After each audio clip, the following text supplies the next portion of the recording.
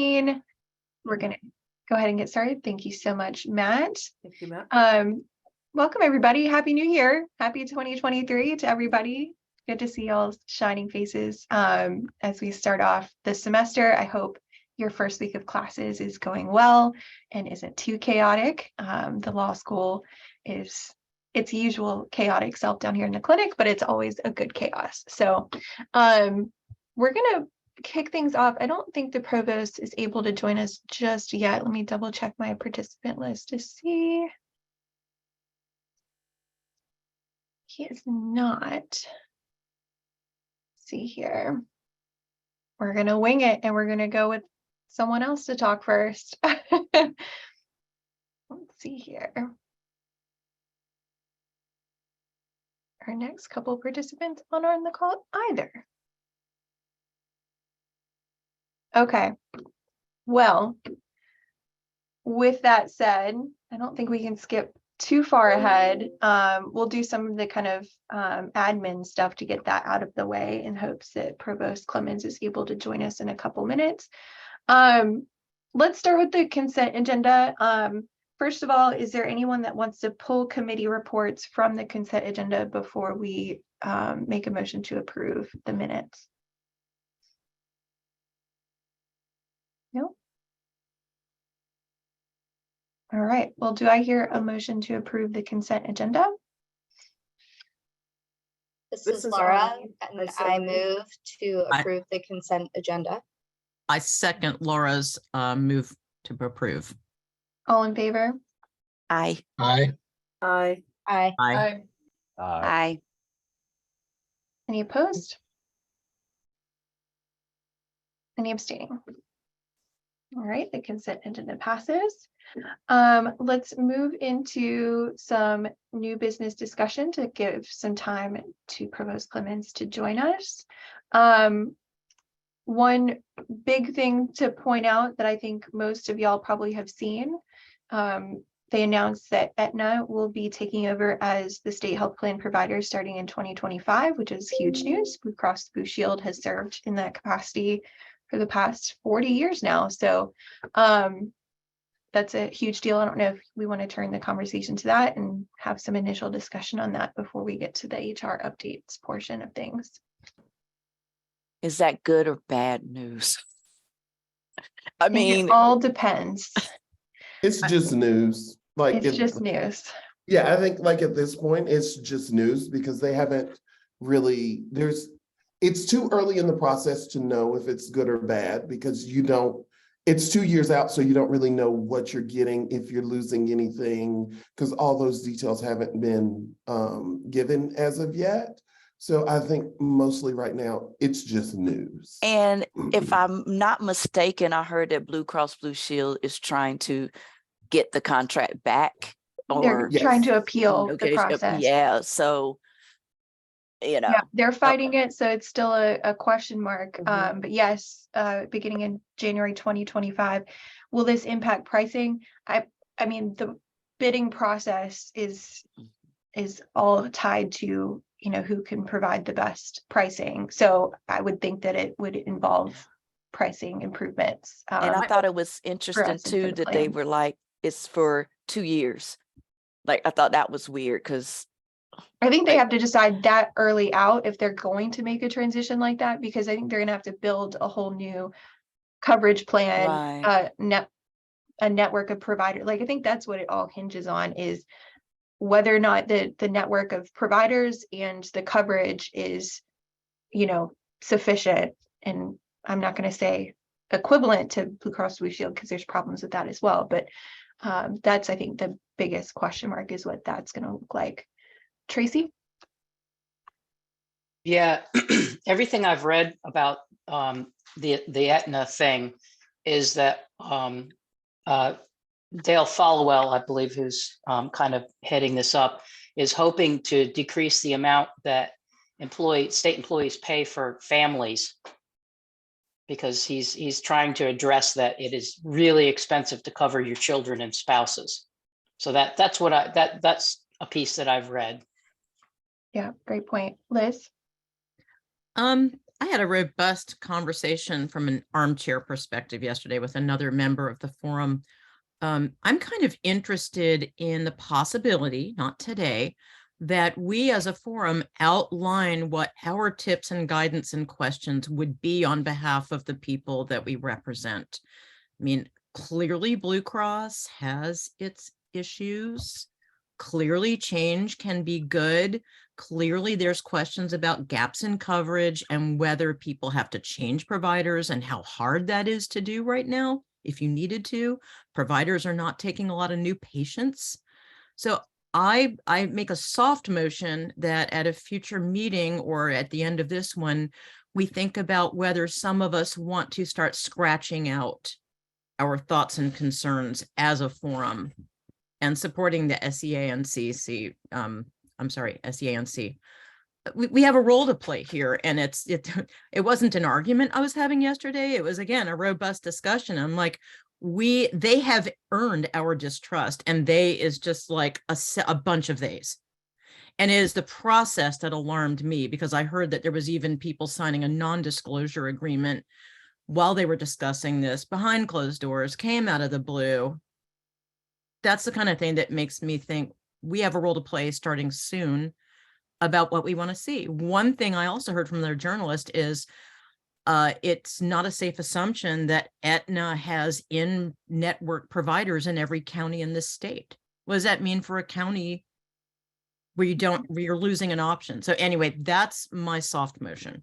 I definitely think on any list that Liz is proposing, rural health, making sure that there's enough access to healthcare in our rural counties in North Carolina is going to be a huge point there. James, your hand's up. Yes, I wanted to know if we could invite Treasurer Falwell in the future to discuss this transition. I think that's a great idea. Arlene, and then we'll get to the provost. The provost here, welcome. This is maybe helpful information, maybe not. I talked to someone, he used to work for a company that supported software for medical institutions. And so he's like, my information's out of date because I haven't worked in a while. But health insurance companies often have tiers of coverage. So there's a low tier, middle tier, high tier. And depending on what tier you get, it can make a real difference. The level of care you get with the lowest level of Aetna is not as good as the lowest level of care you get with Blue Cross Blue Shield. Gotcha. Their middle and high are about the same.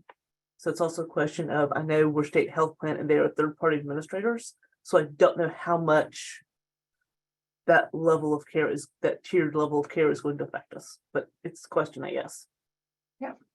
Well, I think Liz's thought process is a good one of kind of developing a goal, a list of goals. I think at this point is all we can do, because we don't know enough at this stage to say what is 2 years down the line, what the future is going to look like. So I think a list of goals of what we want out of a future plan under a new provider seems like the right process.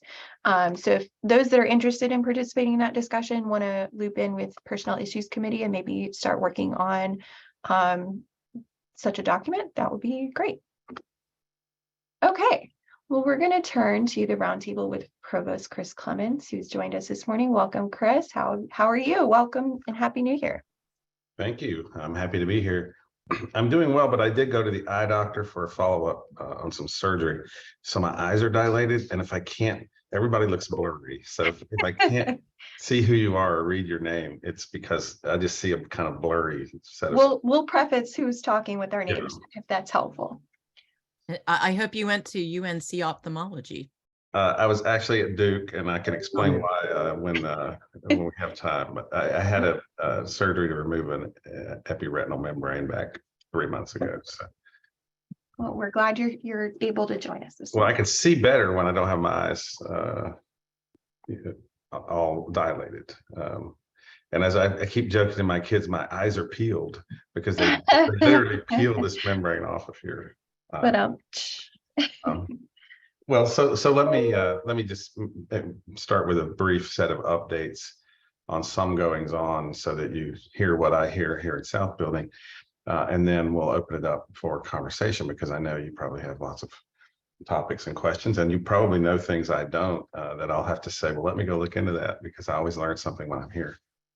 So first, thank you all both for your work that you do for UNC and for your time to join this forum and help us all be better at what we do. We did have a Chancellor's cabinet meeting yesterday. Some of the things we talked about there were new budget model. They have now settled what the budget model looks like for calculating money to campus for enrollment increase. There's also a set of metrics and there's a performance factor that's been added. I would say the thing that's most interesting about that to know is the way the old model worked is if we raise tuition, because the appropriation was an accounting of what we need minus what we generate from tuition, and that's how the appropriation was calculated. It didn't really necessarily net us money to raise tuition. It would just lower the appropriation. That's no longer true. So they're doing a straight up appropriation calculation. And I think this is good news financially because it means if we get to the place where we need to scale tuition with inflation or something to generate inflationary increases to pay for things, that does not get subtracted off of the appropriation. It will be calculated according to this new formula. So I think that's kind of the biggest philosophical shift in that. It's also been simplified, so we don't use this 12-cell matrix, but there is a pricing scheme each credit hour that we have new. So it's only on enrollment, right? This is a delta. So we're going to have last year's money plus however much we go up or down in enrollment, in which case it's a minus. And there's a formula for calculating the difference.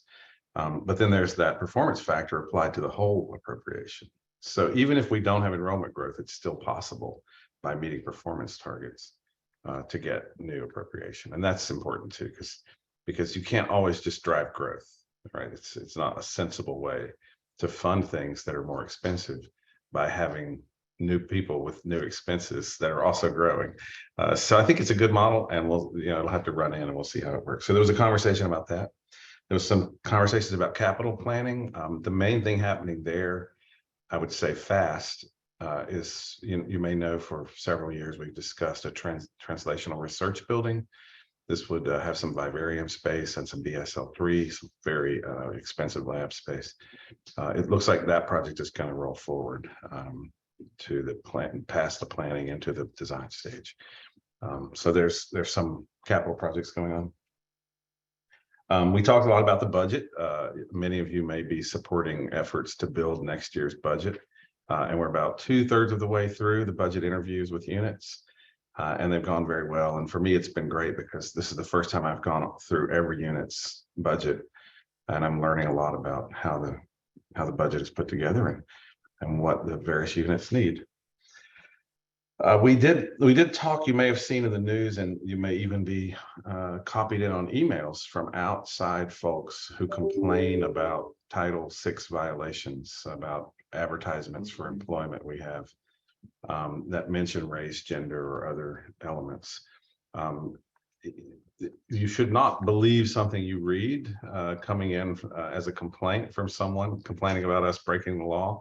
If you get something like that, you forward it to legal and to HR so that we can make an assessment. And the last thing you should do is respond to someone who's making these allegations. There are people watchdogging universities, right? They make it their practice to go through websites and look for things that might be, something they don't like, and then they'll make allegations.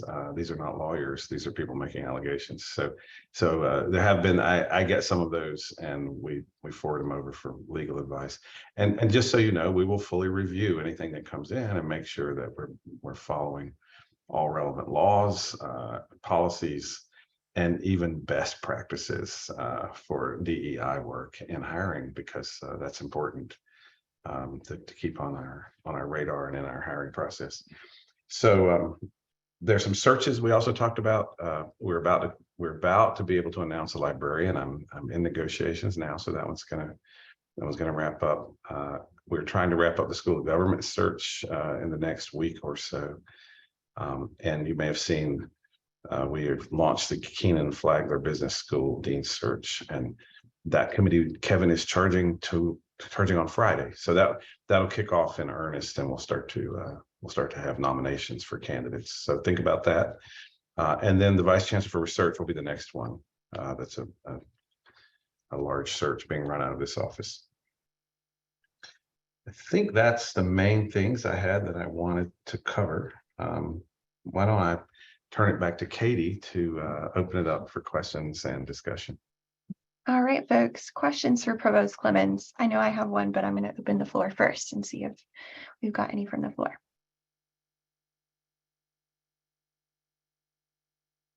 I guess I'll start then. So GPSG recently passed a resolution to ask for an establishment of a campus budget committee in the hopes of increasing the transparency around this new budgeting process and really just involving campus leaders across campus in the process to better kind of facilitate the process and the information sharing of building our campus-wide budget. What are your thoughts on that resolution? And we're potentially going to take up doing a similar resolution to make a similar ask. So just wanted to get your thoughts and feedback on the ask. Yeah, I think we have a meeting scheduled with that group to discuss the elements of the resolution. So I want to wait until I have that meeting to comment more fully on it. I think there are some practical parts that will be difficult to accomplish. I was hoping that January would not be a complete crush of meetings, but I've been essentially in budget meetings when I'm not doing something else all for the whole 2 weeks so far. And we started this in December. It would be very hard to engage in that process for anyone. You would need 43 hours of meetings, and I'm not sure it would be all that helpful to have representation there. So let me just stick to principles. In those meetings, there's nothing anyone is trying to hide, and in those discussions, there is no reason why they can't be transparent. It's a complex, long, involved, and sometimes tedious process. So I think the challenge is not one of a desire for transparency. The challenge is, how do you pragmatically include people in something like that? What are the touch points where you would want people to have a check-in or to understand what's happening, so that it doesn't seem opaque and then something spills out at the end and the only chance for comment is after the book is in your hands. So I think that's something we can take up and think about how to do. Again, logistically, nothing. I don't have any great ideas, so I think maybe the first step would be to get ideas from folks about what they would want to see. At what point would you want to know something and have a chance to say something about it? I will also say, from my point of view, it's a lot of work for a little bit of money at this point. We don't have that much increase in our revenue. And so all these budget asks come in and they exceed what we're able to fund, not by percents, but by multiples, by many multiples, actually, like tens. So a lot of it is just deciding what are the few critical items that we can actually do, and how to sometimes strategize around the others so that we can use other sources of funds or think about clever ways to take care of a problem.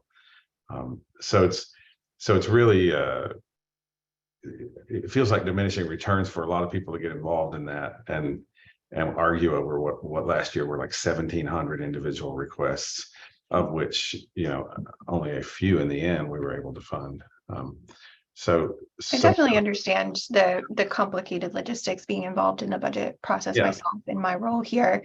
I think there is some good precedent in the existing transportation and fee advisory committee that is established, and also a very complex process of hearing requests for increases in that capacity. Right. I know that the budget process across the whole university is a little bit more vast and complex than even that process, but I think that might be a good model to look to, and maybe some ideas around if we do establish a committee to increase transparency, kind of that model. I would make one distinction there. I think there is a governance issue with fees where it's more than just transparency, it is oversight. I do not think in terms of the budget, we could have more parties that are not now in a position of true oversight to be governing the process. You see what I'm saying? I think that would be a real mess if we gave a body that we were trying to use for transparency authority over budget. It's already complex enough to get the authority over budget settled. so I don't think we want a body with authority. Whereas I think some of the fee, if a student fee committee says no to something, I think that it may not be definitive, but it certainly makes it harder to go forward. So I think I'm not as much on for a governance committee. That would be a harder sell. So think about, as we have this conversation, what you would want in the way of a transparency committee. What would be the check-ins that would help people understand what's going on? And I don't want to say they wouldn't also be able to comment and give feedback on it, of course. I just wouldn't attach that to any authority because that's going to be really a tougher sell. Keith. Yeah, I don't know fully that anyone is, or that GPSG is looking to have authority or govern No, the I think they're budget not. process. Yeah, they're not. I think the fact is, like, no one gets to see, no one sees the process. No one knows. Like, it's the whole, we don't see how the sausage is made. It's just fed to us and we have to eat it. Like, that's basically what it is. Like I think the most updates we ever get on the budget is the budget has been created. The budget has been presented to the Board of Trustees. The budget has been approved by the Board of Trustees. The budget has been presented to the Board of Governors. The budget has been approved by the Board of Governors. Here you go, have at it. I think that's pretty much the space that we live in.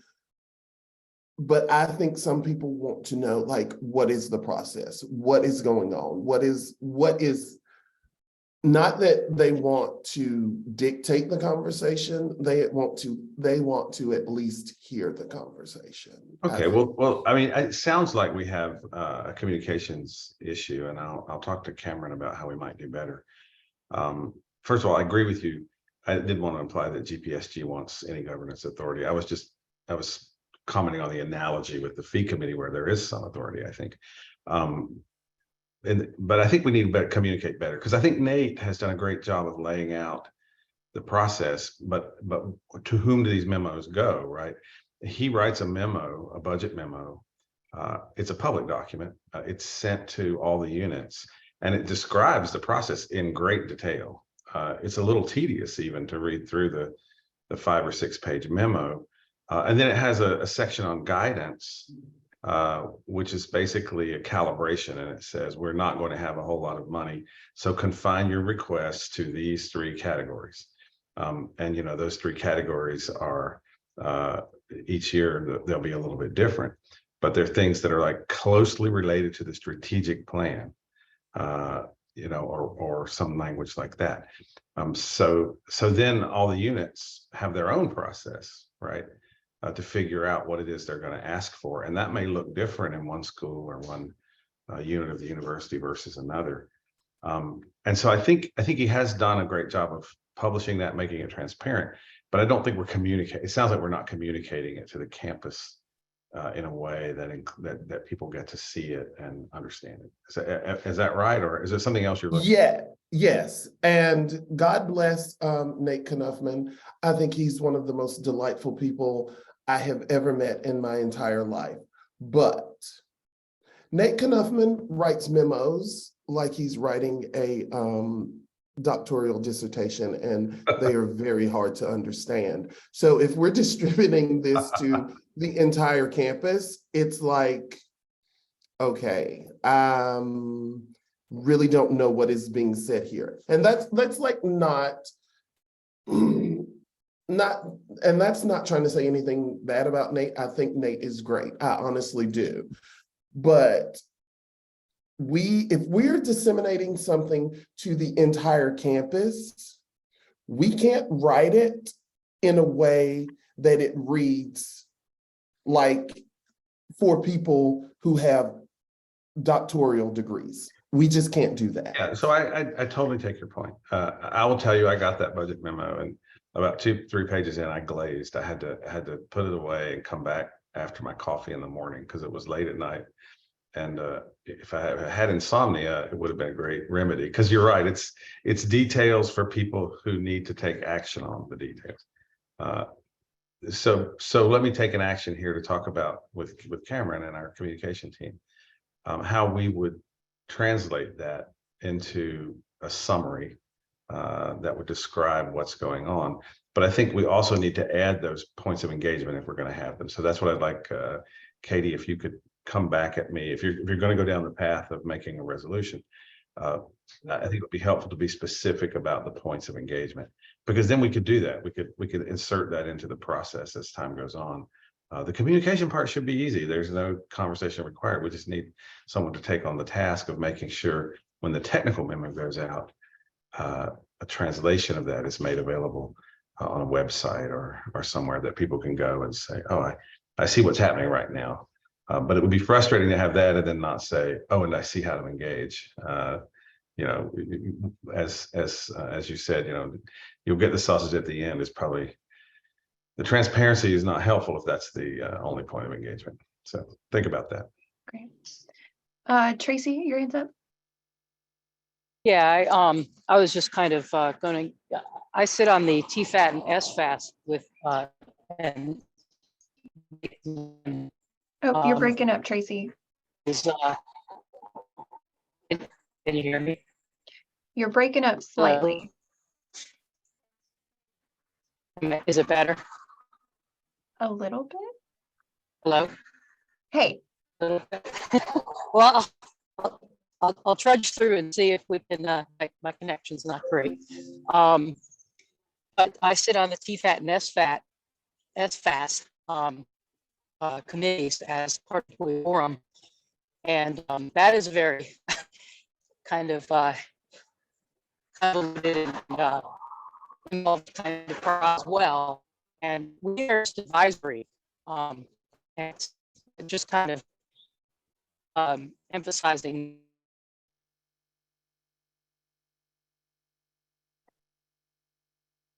And I think we lost Tracy. And I think her point was to Chris's kind of question of whether or not TFAS and SFAS had authority. And my understanding was it was more advisory because I served on it when I was vice chair, and I delegated to Tracy as treasurer of the forum, that position since then.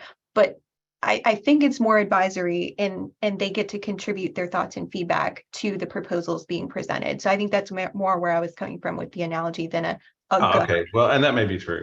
I will tell you it's taken very seriously if someone objects to fees, and it can stop them from going forward. So in that sense, a robust advisory committee, right? Very much so, yes. All right, well, we do appreciate. I'm back. Can you hear me? Yeah, Tracy, and I think we can you hear me? Yeah. I was just going to agree with exactly what you said. It's advisory in nature. And also what Chris said is that if somebody strongly objects to something, it is taken very seriously. So yeah. all of the above. Right. Thanks for that, Tracy. So it's definitely all very helpful feedback, Chris, if we do take up a resolution of our own to kind of be specific about, you know, where we'd like to insert such a committee into the process, and kind of what specific role it might play. But it's good to get your feedback on that to make sure that the administration's on board with moving forward in that direction. Well, and I can tell you a kind of subtext in the graduate school discussion, which is they're actually looking for something even better than engagement and transparency. They're looking for understanding. They're trying to dig in and understand the budget.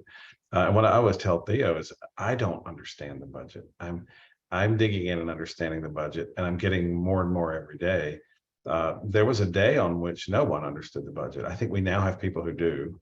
But I think if you go back before Nate's work, people had pieces and decisions were made ad hoc in a category where they thought there was money, but no one had the whole swath of the funds flow and understood how a decision in one place was making another thing harder.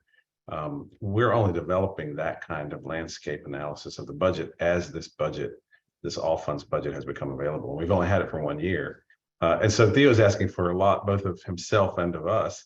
But I think it's great. I would love to have a budget analyst team amongst the grad students who could check our work and tell us where there might be inefficiencies. But I don't think we're there. I think that's going to be some more time. Gotcha. Okay, any other questions for Chris? As always, thank you so much, Provost Clemens, for your feedback and participating in the roundtable. These are always helpful discussions. And we're always happy to have you here. So thanks for joining us after your appointment this morning. Yeah, well, thank you. And I'll make one final point, which is, and I jinxed us yesterday. Notice that the pandemic did not come up. We just started a semester. We're not really out of the pandemic. And I said this yesterday, and immediately something came in. I said, I haven't even heard from people that there are concerns. And then the concerns started to come. There are still folks who would hope for a mask mandate. To reiterate, what we know is that Orange County would have to impose that for us to impose that. They do not seem to be headed in that direction. And then I'm sure I will generate some more discussion about things we might do better, and that's okay. But it does feel a little more like normal, even though we know there are many COVID cases and it's not over. The data are really hard to know how to interpret now because so many people test at home. Look, I might have generated a question. Arlene, did you have a question? It's a quick one, just to note that Duke is talking about masking again. I think that's what was increased- generating the conversation. Yeah. We would only do that if Orange County imposed a mask mandate. Although people are welcome to wear masks if they choose to do that. And certainly in some settings, we do still have masking. Right. All right. Well, thank you for having me. I'm going to sign off because I have to go to another meeting, but thank you very much. Thanks, Provost Clemens. All right, moving on to our special presentation. So first up, we've got Director Todd Cherner to talk to us about the Master of Arts in Educational Innovation, Technology, and Entrepreneurship program. So welcome, Todd. Thanks for being with us today. Thanks so much for having me, Katie. I appreciate this opportunity to share about the program that we have here in the School of Education. I will have to say that my students encouraged me to come and make this presentation, as we have some of your colleagues who are staff who are going through our program using their 3-credit voucher.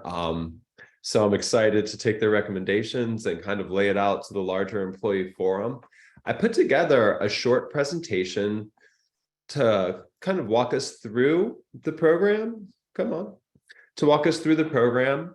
And in fact, and I'll share the link later after I finish my presentation, but we actually have an info session. So if you're interested in this mini presentation and want to learn more about it, our info session is actually tonight is our next one after work hours. So that would be an opportunity for you to continue the conversation, and I can go more in depth in the program. But my job is I am the director of the Master of Arts in Educational Innovation, Technology, and Entrepreneurship program. We call it the MIGHTY program for short. When I interviewed, I kept calling it the Maytay program, so I got corrected. And I came to Carolina in spring of 2019. And so this is my work that I'm excited to share with you all. So our mission is to prepare leaders who produce, utilize, and analyze high-impact educational innovations for the social good across the public and private sectors. And one of the things that really sticks out to our colleagues at UNC is it allows you to have different career pathways in higher education. We are an interdisciplinary program, which means, and I'll show you in a second, that you can choose different courses across our academic units to really work with me to put together a program of study that aligns to your professional interests and where you want to go in your career. So please understand that. Our students who come through, who are staffs, they're working to become instructional designers, curriculum, digital development, content creators, program assistant coordinators. They work in student services. Some of them work in Innovate Carolina. So it really depends where your interest is. And you'll work with me to really craft your academic experience. Now, throughout all our program of study, there is a focus on design thinking. So we think about what are the challenges that you encounter in your context, and how do we gather that empathy data around it? How do we understand that challenge from multiple perspectives? And then working through the design thinking process, we work to really pinpoint and define what is that challenge. And then we brainstorm a variety of responses to it. I'm always reluctant to say solutions to the challenge because I don't think solutions are permanent. I think responses speak better to how things change, and we can respond to something on one day and maybe we need to tweak that in the future. So I'm always reluctant to say solutions there. But from our ideation and our brainstorming, we identify what we think are potentially the most apt ways to respond to it, and we prototype them out, and then we test them. We gather data around the prototypes to see if they work. Oftentimes, they don't work the first time out, so we need to make modifications based on the data and refinements and go through this process until we can make sure that the testing data shows that we are getting the results that will address the challenge. When it comes to the actual program, we kind of have a core and more designed. And I'm really proud of this program because my dean gave me the autonomy to design it, and I actually used design thinking. So I captured the voices of our students and our staff and our colleagues and our faculty to do that. So in the program, I teach seminar 1 and 2, I supervise the internship, and then I facilitate the final project. In seminar 1, we really get into what is educational innovation, what is educational entrepreneurism, instructional design, how can we use a variety of technologies for specific professional tasks. So we start looking at that. And then in seminar 2, we put to practice a lot of what we're doing for different projects. So we've made online courses for companies that we've partnered with. I am very excited this semester. We are partnering with the local Ronald McDonald House of Chapel Hill, and we're creating a makerspace with them. They got funded through a grant. And so they contacted us and says, can you all make a makerspace for us? And so that's kind of the social outreach and innovation that we do. And again, the projects vary semester to semester, but I am really jazzed up about this one because I really think we're going to help people. And that's a big goal of mine in this program. In addition to seminar 1 and seminar 2, and in seminar 2, we also have a big emphasis on the next steps of your professional journey. So thinking about where you are and where you want to go, and then making sure that you have the tools to be able to advance. Continuing on to 761, which is our prototyping course. Again, we use design thinking. The instructor puts the students on teams, and then she works through the design thinking process with the teams to actually create a new piece of technology in the form of a wireframe for an app, a website, and a variety of other things. She has a demo day to where the students all present their projects, and we invite our School of Education and our stakeholders, and we make a big what to do about it. And it's a great celebration. And then everything we do in the Mighty program is grounded in the learning sciences. So validated theory, research-based practices. We talk about those and we get into those quite a bit. I will talk about the internship briefly on the next slide, but please know that it's 8 hours per week during the fall and spring semester. A lot of people ask me, can you intern where I work? The answer is yes, but there are certain stipulations that we would need to talk about, but we have had many people successfully intern where they work. So if that's a concern of yours, let's talk about it. And then our course, we finish our students complete a final project to complete it. So this next slide kind of lays out our concentrations a little bit more in a chart form, which I think is a little easier to view.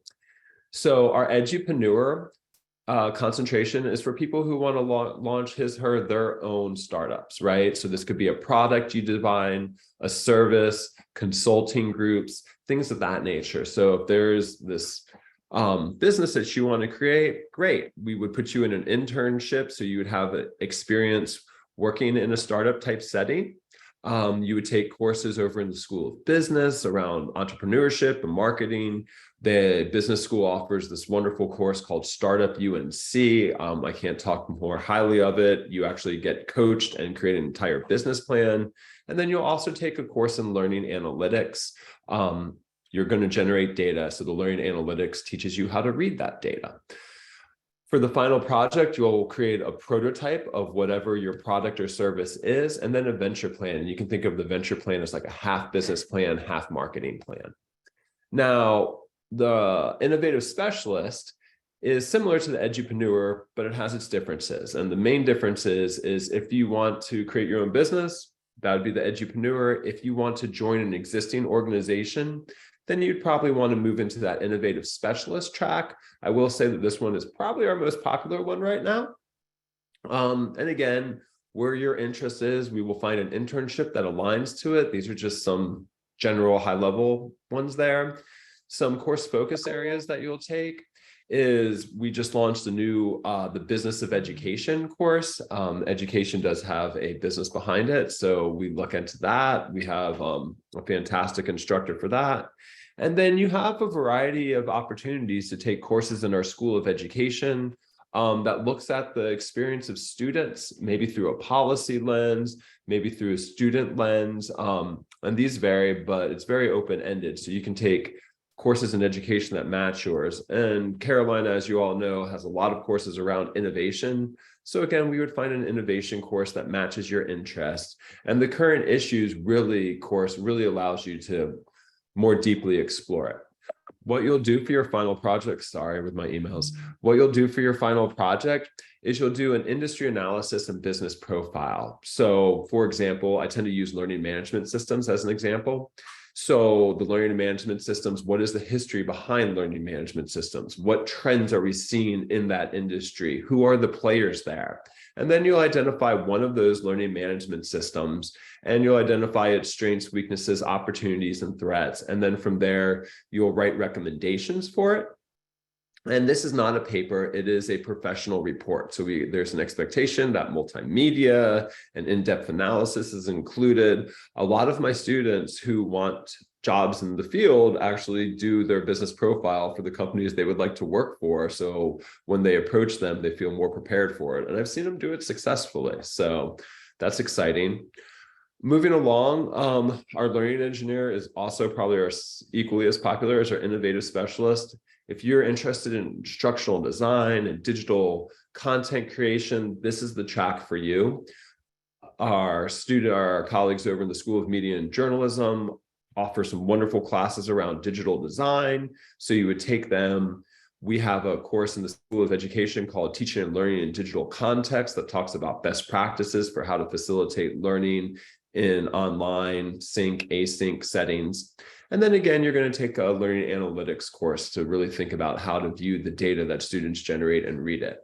What you'll do for your final project there is you'll create a full online course in instructional design framework. What that means is the online course needs to be 10 modules.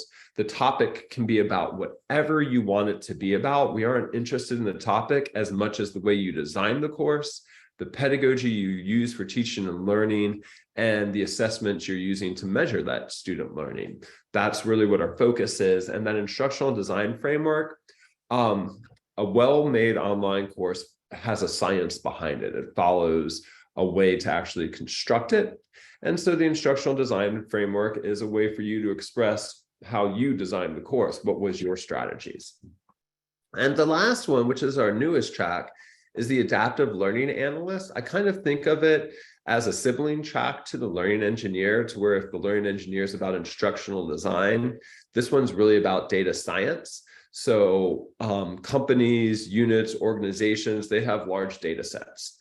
How do we read those data sets to identify the themes and patterns to support educators, to support students, to support universities in making good decisions?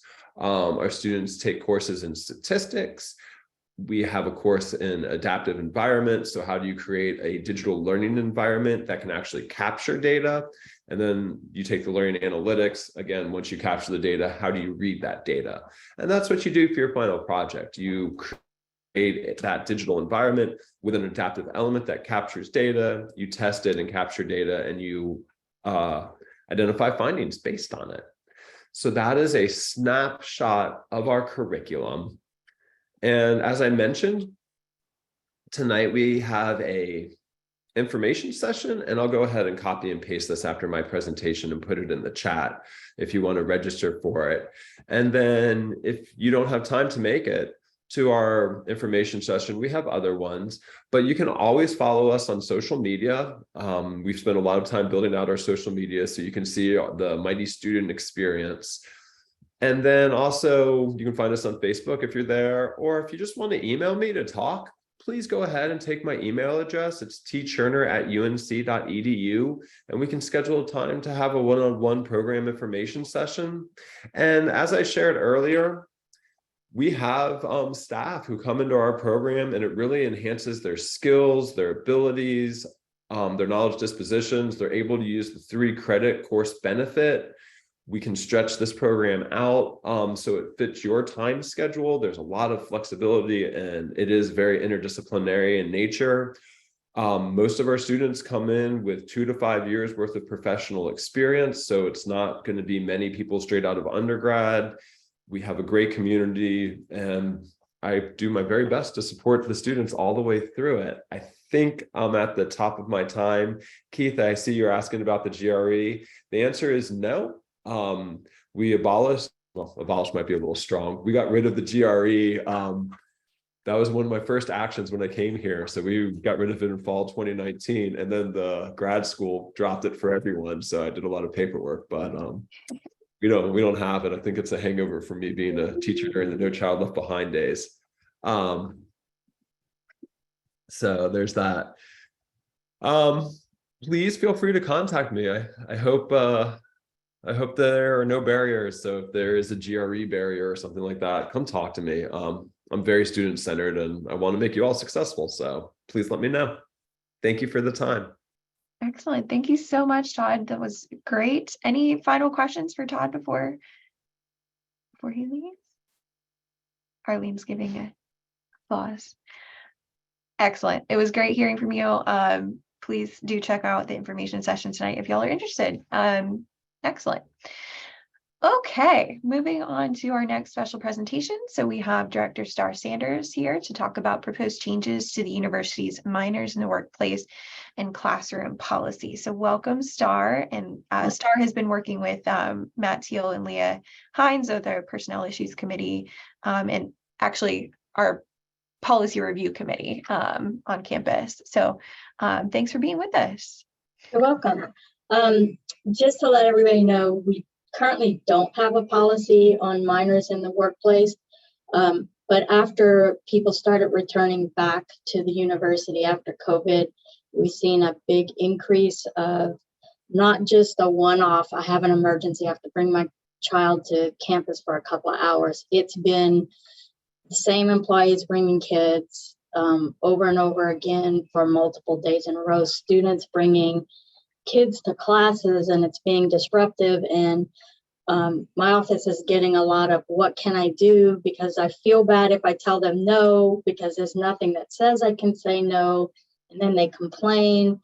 And so I've been reaching out to a lot of people to see if in fact we needed a policy that would give some people a little more leeway of saying, you know, you can bring it for an emergency purpose, your child for emergency purposes, but after that, we have to revisit this situation for things like that, especially people who have a tendency to bring their child and then assign the care to someone else. Like you'll have a faculty member that has an admin assistant say, can you, while I'm in class, can you just keep an eye on my child? Or, and then we have some groups of people that, due to the nature of their work, can't take advantage of that at all. So now you're discriminating against people because their job doesn't allow them to bring their child to school.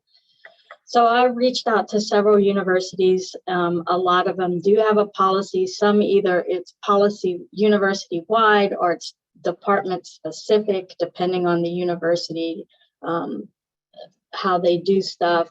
But it does seem to be I belong to a group called Higher Education Protection Network, and this came up a year and a half ago, where people were starting to look into now having this policy because it was getting more and more kids were coming to school. And the biggest issue we have are they in what we consider, my office, a safe environment. So is the environment the child being brought to on campus safe? Most of our buildings are not built to care for children. They're unsafe. A lot of the topics in the classrooms aren't appropriate for children. We've had that come up with some of the professors. I don't feel comfortable talking about my subject in front of children because it's not age appropriate.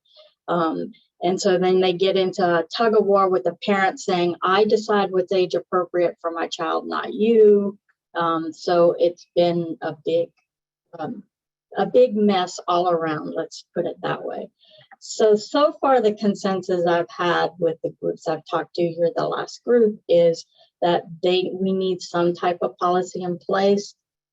We have some rough drafts that I'll share if we decide to go that way. In of itself, my office kind of is willing to take it on, at least do it. I don't know if HR will then pick it up or if it will stay in my office, since it deals specifically with the protection of minors on campus. It will be a separate policy from my current policy, protection of minors on campus policy. So one of the biggest issues I've had also is, by state law, we are all mandatory reporters of child abuse.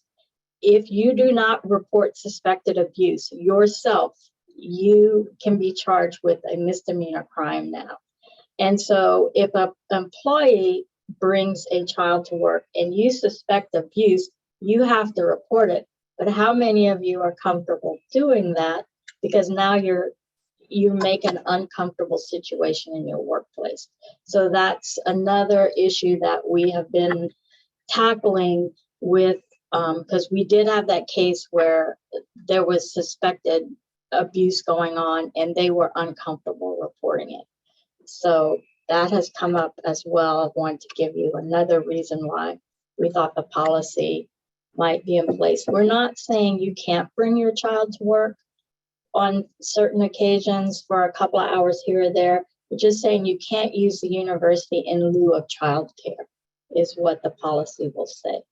So I'm open to questions, suggestions, thoughts, yays, nays, that kind of thing. Feedback for Starr on a potential policy of this type. And Matt, and I'm sorry, Rebecca is the other person that's working with Matt on this, on the policy review committee. Didn't know if you guys wanted to share your thoughts and feedback. Go ahead, Rebecca.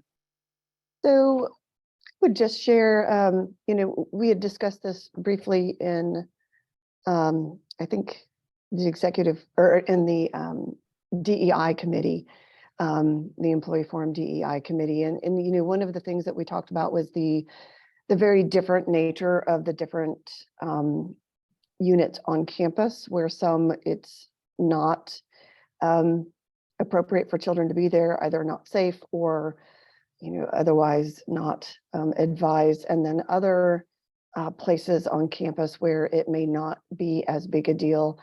Also looking at the impact of a policy on students of color, non-traditionally aged students, single parents, and making sure that we're mindful of how any policy that we do develop takes those issues into account, to make sure that we're not discouraging enrollment or employment for those particular individuals. Also, on that same front, looking at making sure that we give autonomy to the units where appropriate, and that was partly coming from me, where I being a not entirely single parent, but for the most part a single parent, while a student, there was lots of discussion between me and professors as to whether or not my kid came with me to a class. And if it wasn't appropriate, I didn't bring them. But, making sure that we're not putting up, barriers to students obtaining degrees, or, if we put in a policy, having students track out because they can't continue with a degree. But also the piece of making it clear to faculty and staff that assigning a staff member or a graduate assistant to essentially provide childcare, making very clear that that is not appropriate, simply because there's a power dynamic there that doesn't facilitate, the individual being asked to take care of the child to really be empowered to say no, for fear of either retaliation or just that discomfort of, oh, well, my boss just asked me to watch their kid, so I will. So being mindful of those pieces.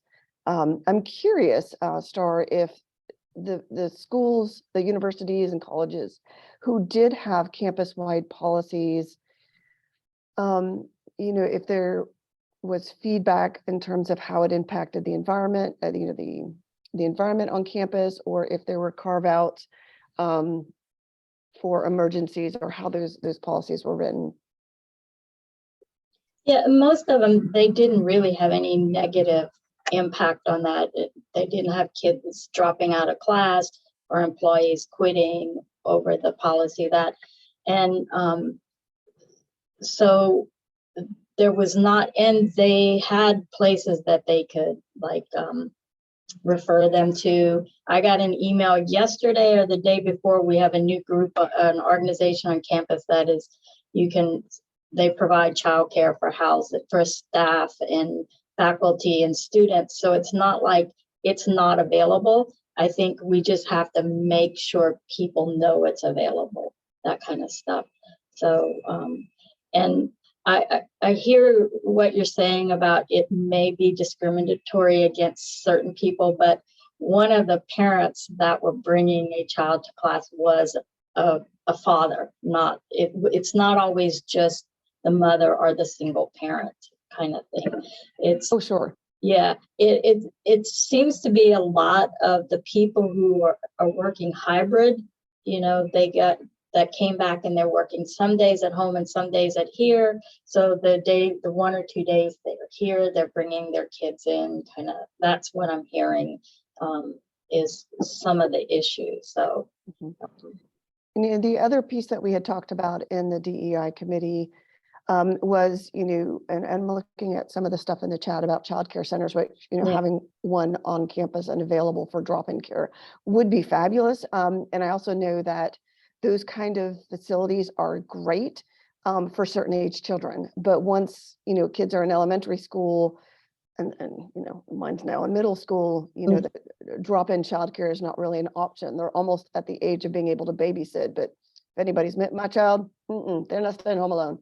And that's why we say it's not, we're not saying they can never bring their kids. We're saying you just can't use it in lieu of childcare on a regular basis. Right. We all get it. There's a time school's letting out early, you have to go get your child and you're only talking about a couple of hours here or there. You have to take them to a doctor's appointment and then stop back here before you go home. I mean, we get that there are times, and that would be up to the department the person supervisor to make those decisions. Sure. And I think in whatever policy we would have, I think it would be important to encourage that supervisors be as, I don't want to say lenient, that's not the word that I'm looking for, but I think we need to be mindful of encouraging supervisors to be as accommodating as possible, as appropriate. I have worked for supervisors who have been very accommodating. Right. I've also worked for supervisors who absolutely despised children and made it very difficult to ever have your child in, even if you were literally running into your office to grab something you left on your desk, like your wallet. And so I think we need to make sure that whatever message that we send in a policy accounts for for that potential, because I don't want that to be something that you know, a supervisor leans on because they absolutely despise having children in the building. Right. I had some anonymous feedback in the chat. The person says, I've had this issue with a faculty member whose child moved to year-round schooling. During 2 different time periods, the child was here all day. I think it's appropriate to say an emergency is okay, but regular schedules need to be addressed with childcare resolutions. A couple hours a day also sounds like a good parameter. Yeah. So that's that feedback. A lot of discussion, like Rebecca said in the chat, about childcare centers. I think there's a employee childcare center that you can sign up for, but I don't know that it allows drop-in care. I don't know enough I about. don't know. Once I find the email I just got about this other thing, I will send it to Matt and he can send it out to your group. It Yeah. came out this week. So And I think the biggest question is both around employees, but also especially students who are parents is the availability of childcare to enable them to participate in their degree. Yeah. So pairing whatever policy we come up with, if at all possible, with adequate solutions around childcare to not dissuade people from being able to participate fully in our campus community. And expanding the definition of childcare to include school-age children, and not just the traditional childcare age. And yes, affordable is another key calculus. So it's affordable for lower paid workers and lower paid students on campus. And the hours are important. You know, if you're thinking we've got housekeepers on 3rd shift, do we have 3rd shift childcare? I know that's something that at hospitals, they often have extended care facilities when they've got, you know, employees working 3rd shift. And Laura points out the wait list is definitely very long for the child care center that currently exists, but it's only existing for employees, not for the student population. right. The email I got this week was for employees and students. So I'll find it. It's got to be somewhere. So. All right. Well, any other Starr. feedback for Starr and her group as they look into creating such a policy on campus? Becci, any thoughts from EHRA and your team on this process? I have some initial thoughts. I'd certainly like to look at some language. I know several others on campus have chimed in. I think I really, my general sense is in empowering supervisors more generally, more often is better practice than always having standalone policies. As you know, we have lots of them. Matthew can probably give a full count. And so I want to make sure we're addressing a real need and not one that then turns into now we need a policy for elder care. And now we need, like, how are we ensuring that we're empowering employees and supervisors to do what actually makes sense? We shouldn't have minors on campus as a substitute for childcare. There's absolutely the case. Coming up with a reasonable policy that somebody says, well, it says 2 hours, but I need 3. Like, how do we ensure that we can use common sense, but then we can also hold people accountable when they're failing to do so, and that people who feel like there's a power dynamic that puts them in a position that they're unable to address it, that we have a mechanism for that. I'm interested in that, not just around the issue of minors, but around, you know, when somebody says, can you go get me lunch? Can you pick up my dry cleaning? I've got to run out and do XYZ. Can you cover my duties? I mean, I think these are issues that come up all the time in the workplace. And I'm interested in ensuring that we have a pattern and a mechanism and a structure that allows people to raise those issues and be supported, whether they be about childcare or other things. So I'm not opposed to it. I just want to make sure we're couching it in the context of the larger need. Good question, Annetta. Is that stuff still happening? And Hopefully I'd just not. like to toss out one other thing that kind of goes back to the resolution that we passed a few months ago, and just say that as the impacts of the Dobbs decision becomes more apparent in North Carolina, I know that the General Assembly, I believe, reconvenes today. I know abortion regulations are on the table. You know, we need to be mindful that that can have a significant impact on not just our undergraduate population, but our staff as well, in terms of, potentially a greater need for childcare, potentially, and the lack of accessibility to affordable and quality care. And so this may need to be a policy that needs to be revised or at least reviewed fairly often in light of potential changes in that area. Great point. All right, Starr, thank you so much for coming by and getting our feedback and allowing us to hear from you about this potential new policy. If we can be of any further help to you, please reach out and let us know. Yeah, thank you. Yep, and they can just let me know if they have any questions or want to discuss more. I'm here today and tomorrow, so Perfect. happy to talk to you. Take care, everyone. Take care. That is a great transition to our traditional human resources update. Becci Menghini, welcome. As always, Happy New Year. Happy New Year. Welcome back, everybody. It's actually hard to believe we're almost halfway through the month of January already. Keith and I were commenting on that yesterday after running into one another on the sidewalk.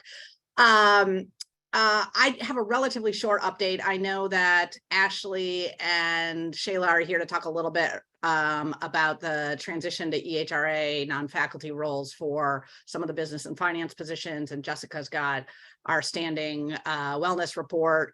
A handful of our crew is out with the crud right now, so I'm punting on a few items, but you raised the biggest one at the start of your meeting. As you all know, Secretary Falwell and the State Health Insurance Board did move to select Aetna as a change in the insurance coverage. You learned about that when we did. We got a follow-up message from the system office immediately thereafter saying, all we know at this point in time is that Blue Cross Blue Shield intends to appeal and that this is far from over. So while I don't disagree with your plan to have Secretary Falwell come, I actually would love to participate myself. You may want to just keep track of the layers of and the cycle of the appeal to just understand when, and he truthfully may be limited in how much he can say until that appeal cycle is complete. That's a concern for all of us. I don't want to suggest it's a bad thing or a good thing, but just a change of that sort after 40 years is a big thing. The documentation I've read said it suggests it'll save the state $140 million over the life of the contract, which is a 4-year contract with a chance to extend. I'm told it was an apples to apples comparison of what we're currently offering in terms of benefits. I don't know if that gets at Arlene's point or not. And to be honest with you, I personally have not looked at the negotiations of the State Health Plan Board to see what it is they were comparing. I think it's fair to say you all have raised, we have raised, a handful of others have raised that our state health plan in general is not nearly as competitive as it once was. If this is an opportunity to make it better, I think we want to jump on board with that. If it's not, that is a real concern for us. At this point in time, we just don't know. So we're waiting with bated breath for more information. The system office has asked for more information, has been told at this point in time that we're really just sitting, waiting on the turnaround on the appeal. So more to come as I know it. And I'm thrilled to know that you're as engaged in the conversations as we all are. And we'll certainly follow up accordingly. I'm going to jump over and give it to Shayla and Ashley in just a second, but I did want to just comment on this conversation we've had about childcare. There have been a number of comments in the sidebar related to what was previously Victory Village and is now the Bright Horizons Childcare Center on campus that is actually located out near the Friday Center. That is a campus-owned facility operated by Bright Horizons. It was called Victory Village before. It was managed by a UNC Healthcare and UNC comprised board together with parents. That transition happened a handful of years ago to move that over to Bright Horizons, which is actually in the business of providing childcare and is actually equipped to provide deeper levels of curriculum and a number of other things. The Bright Horizons Center, as part of the improvements to the facilities, has been able to grow enrollments, and there are current openings at the center. There are openings for a handful of categories, not all of them. And, you know, it all depends on how many 2-year-olds are in a room and babies in a room. I am not a parent. This is not my area of expertise, but I knowing that, you know, somebody said in here, there's a shortage of childcare, UNC needs to do more. We have made a pretty significant effort to improve the quality of care and improve access to UNC employees having access to the center. It is just one center, and it is in Chapel Hill. Having spent hours and hours and hours of my life on childcare, I will tell you it is not as simple as many might imagine. And like, we'll just have more of it, we'll make it all happen. It depends on things like, do we have enough babies for this room? And how do we get the licensing for this? And how do we ensure that we've got the right level of instruction in this classroom? It's a very complicated thing. We're delighted to have a partnership with Bright Horizons. They are not currently providing drop-in care, but they have talked about how they might work with us and whether there may be options for that in the future. And then we're also in the process of building out the RFP. We're working with Bright Horizons right now, but when we brought them in, it was sort of a short-term transition. We will do an RFP to extend the center moving forward. I imagine Bright Horizons will apply, but I also imagine we'll see some other outside interests. But the university is committed and has actually committed significant resources to be able to provide some childcare. They have not, however, taken my suggestion of building onto that center and adding dog daycare together with childcare, because I actually think that is where the money is to be had. They could put up some webcams and we could see our dogs during the day. I mean, I think there's a real opportunity there, but so far, no one's taken a real interest in it. There have been some other discussions about how we might continue to also provide additional facilities and services. There are a number of grants available to students and graduate students, actually a pretty significant amount of resources for graduate student parents and undergraduate parent childcare. Of course, we never have enough, but it is something that we continue to work on. And that's in large part because of the advocacy of folks like the Forum and the graduate student group. So I'll just, yes, somebody also pointed out elder care. Oh, yes, the opportunities for us to expand are in no short supply, that's for sure. But if anyone is interested in either touring the Bright Horizons Center or getting more information, we can certainly follow up on that. And I know Jessica has been helping them communicate a little bit, and she could certainly provide you with contact information should you need it. So with that, I will take any questions you have for me, and then I'll pass it over to the real experts, and we'll go from there. Becci, the idea maker, pet daycare on campus. That just sounds like perfection. I mean, I think Ramona and June would be the first ones to sign up. I did have one thing I wanted to bring forward. So Becci and your team, I'm sure, were involved with the recent redoing of the business or building services technician pay band in conjunction with the powers that be with the state to get our housekeepers on campus a much needed increase, long overdue. We are hearing, and I kind of wanted to touch base with you, Becci, and I know probably you're hearing this similar things of questions in the remaining portion of facilities about equity concerns resulting from the housekeeping increases. And I guess it's not just housekeepers, it's anyone in that building services technician role, which includes some folks in grounds and other areas. So we're definitely hearing some significant concerns out of facilities around this and some equity problems that have resulted in some situations, supervisors making less money than the people that direct report to them. So situations like that create some real animosity that we want to just pay attention to and make sure that we're advocating for the others in facilities beyond just the housekeeping unit. So I didn't know if you have any feedback or wanted to talk about that a little bit. Yeah, so as I think you all know, the state adjusted the ranges for one category of employees, and that includes a number of folks in our grounds and facilities units. It does not include all of the people who work in grounds and facilities. And that in itself, if you change one band or one job category band, but don't change all the job category bands, and we know that different job category bands work in the same unit, there's inherently going to be a problem. We wanted the change, particularly for our housekeepers. We didn't anticipate the full change of the band, but of course, when we had the opportunity to get it, we wanted to be able to bump all employees in that band up, and did.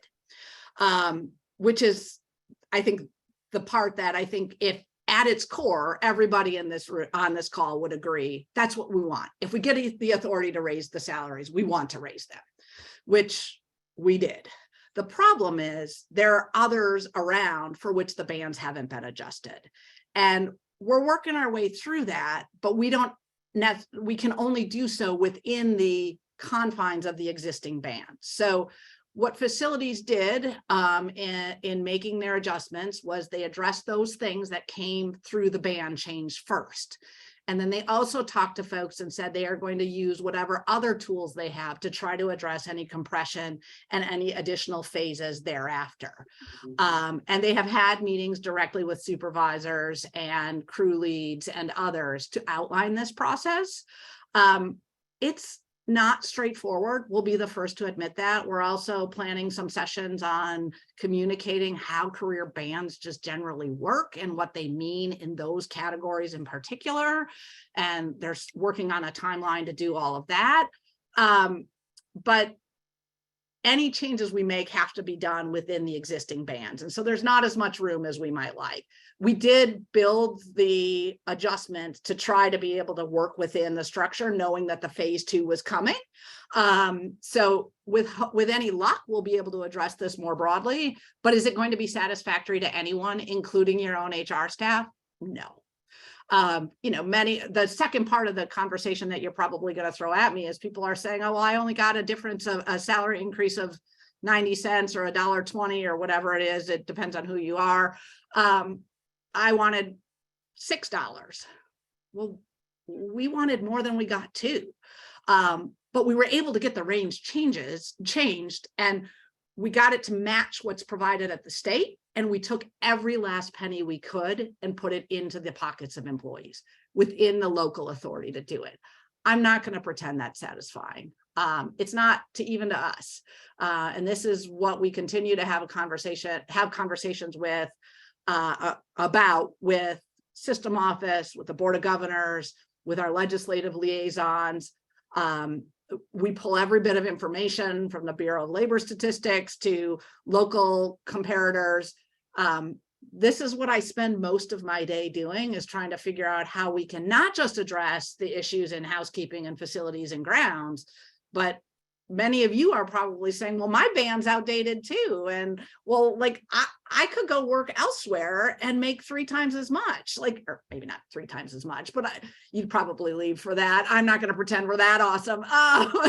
But I mean, I could go make what I think I'm worth elsewhere. And that's a real concern for us, and something we continue to want to address and figure out how we can do so. Also recognizing, I mean, there are some limits in how many dollars we have as an institution, and we are stewards of state resources. So I don't think we're ever going to be able to completely compete with the private sector. And I think it's unrealistic for people to hope that we will, but we can do better than where we are. And we're going to continue to work on that. And with any luck, we'll have the work or the adjustments in facilities. There are some phase pieces planned to work those through together with the units and with the system office. And then with any luck, we'll continue to see progress on some other bands. So just a quick follow-up. I think it's going to be important sooner rather than later to at least communicate the phase 2 portion of things that you were talking about to employees in the units, just for the fact that I think a lot of folks haven't heard that, or it's not trickled down to the frontline folks that this is impacting, that plans are in place to address some of the equity things within our current tools in the toolbox, to do some things in a phase 2 approach that is beyond the phase 1 wholesale update of that one particular pay band. And I realize there's a phase 3 of updating other pay bands, you know, through the state, but that's a longer term thing. But I think the key piece is missing information around that phase 2. I mean, I think getting communicated. That's a totally fair feedback. There were some meetings with Nate and Anna and Darius and crew went over and met with folks last week. I believe there's another one happening. So they are meeting with frontline folks, and that really needs to come from the unit. I don't want to overstate that everybody's going to be resolved. Like, this is just, I mean, there are lots of complexities to individual circumstances. We're doing everything we can within the rules. I have had probably a dozen conversations with Adam Beck, who does class and comp from our team, who works with the units, and he's looked at every name in the list, and we're trying to work our way through it. But I can't say like everybody's going to be fixed. Like, I want to be very clear, we have to follow the existing rules.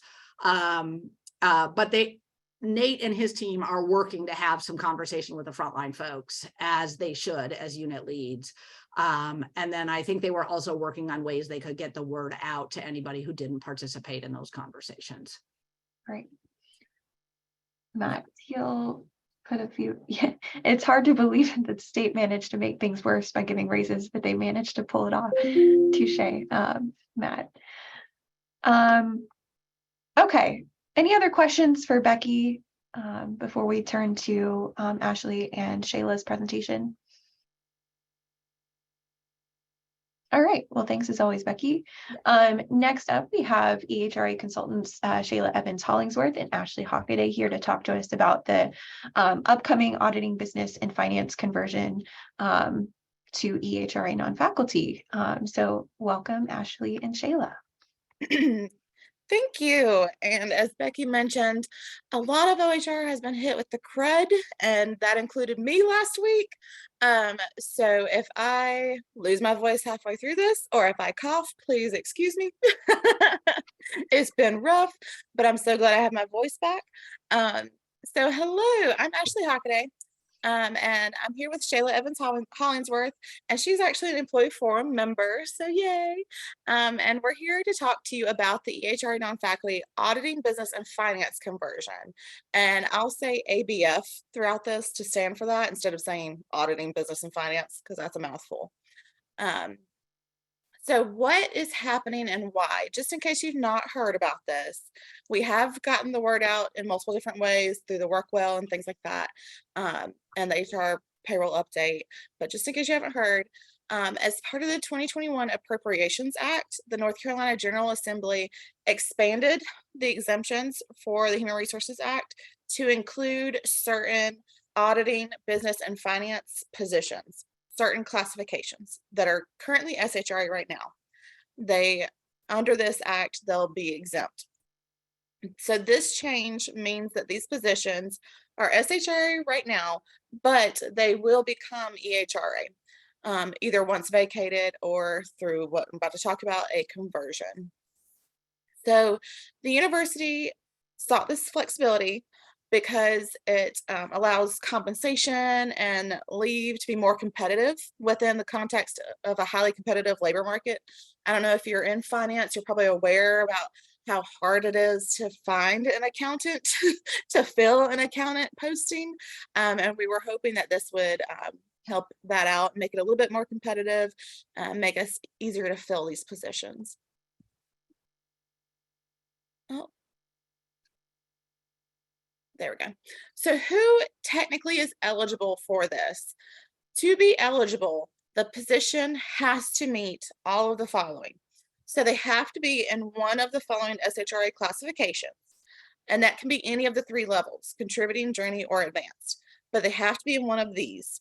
So you'll see accounting technician is not listed. So an accounting technician is not eligible. But accountant, accounting manager, I'm not going to label them all, but you see them there. Then in addition to that, they also have to be FLSA exempt.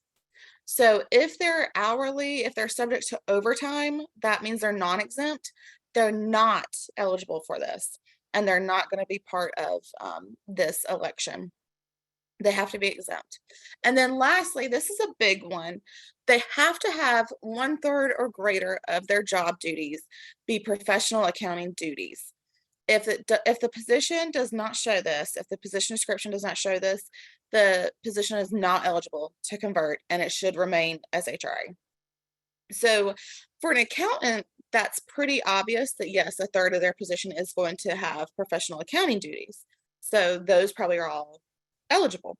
However, like a university program specialist, those are more of a wide range of people. So that's where we have to look more closely and investigate to see if a university program specialist who is exempt is eligible, because whether they have that 1/3 or greater. And we're counting that 1/3 as 33%. We're having to stick to that. So if you have 30%, doesn't work. All right. So with this, all of this came from the UNC system office. So in case you're not aware, EHRA non-faculty has a salary structure, and for all of our currently existing EHRA non-faculty positions.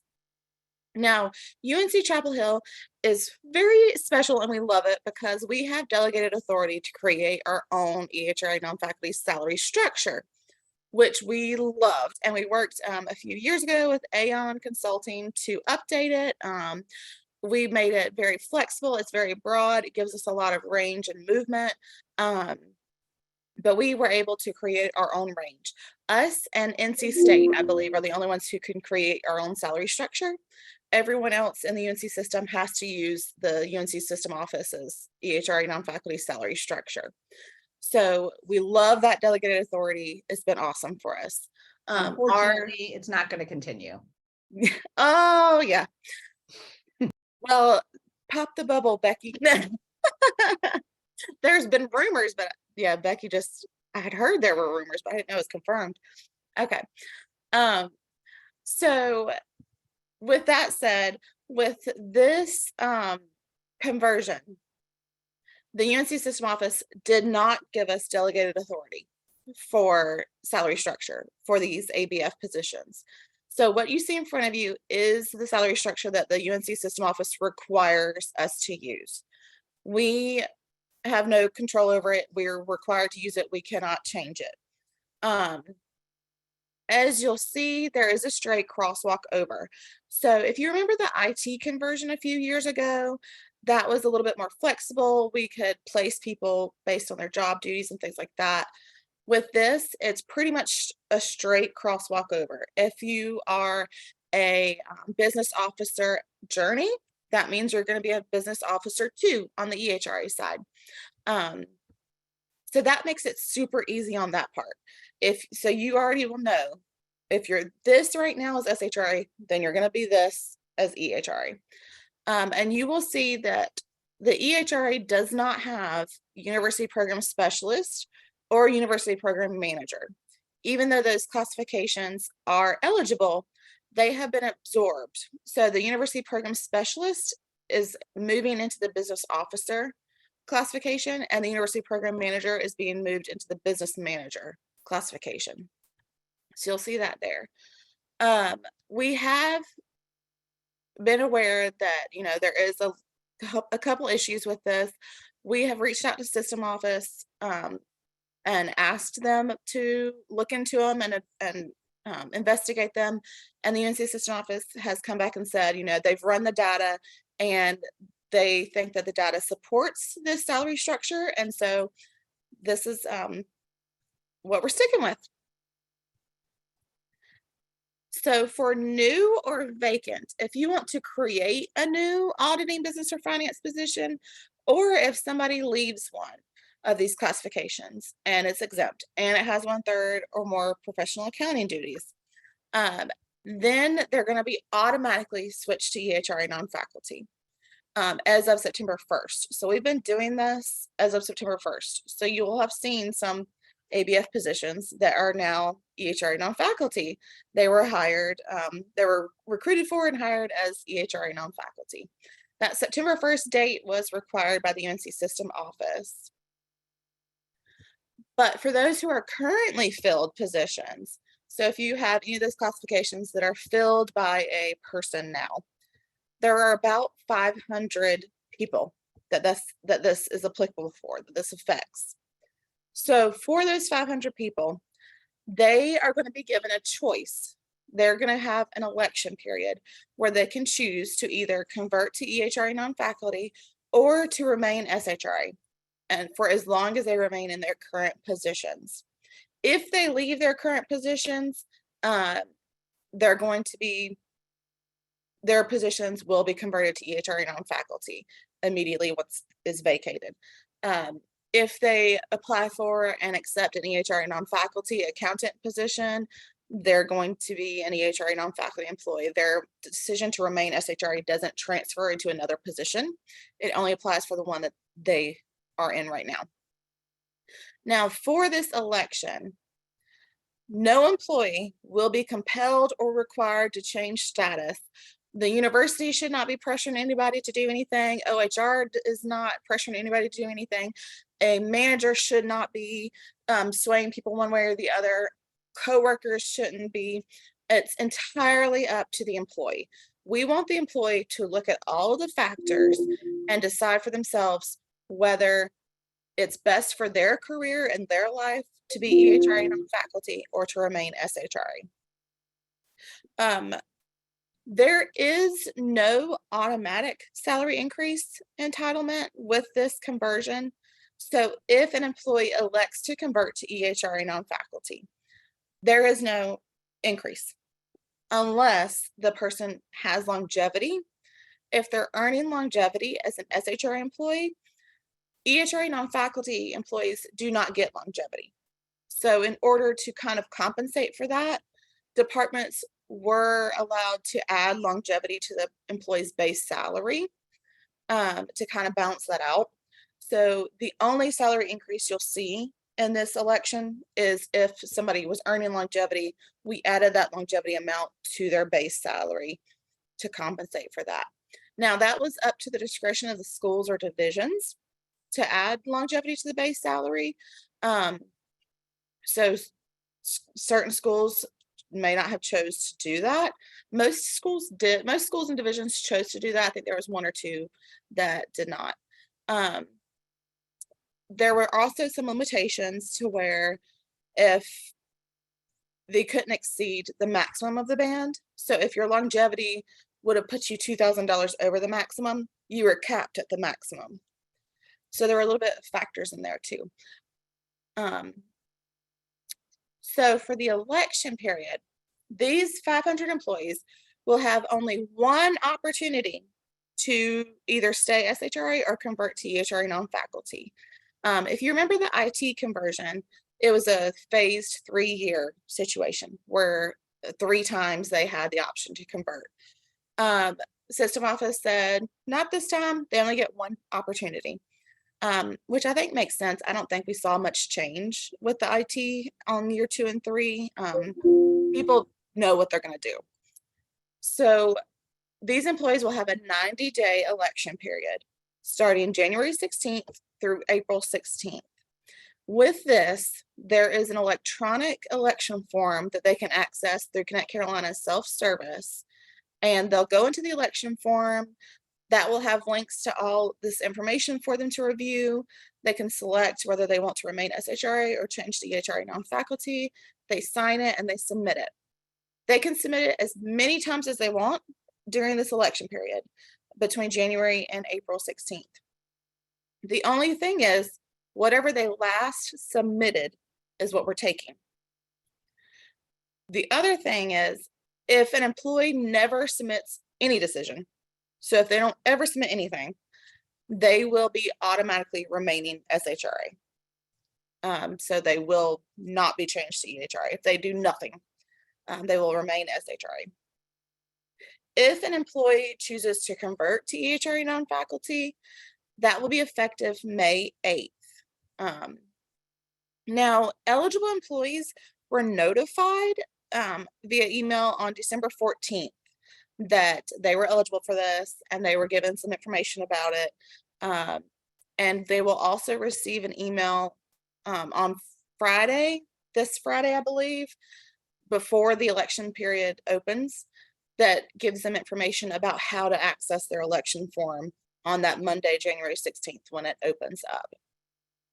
And that will walk them through how to find that election form and how to use it. Oh, I did also want to mention on that election form, it will tell them what their current SHRA position is and what their proposed EHRA non-faculty position would be, and what their current SHRA salary is and what their proposed EHRA non-faculty salary would be. So if they're getting any kind of longevity added in, they would see the difference there. So what's next? After it opens on January 16th, we are holding 3 informational sessions for eligible employees, their supervisors, and any HR representatives across campus that want to attend.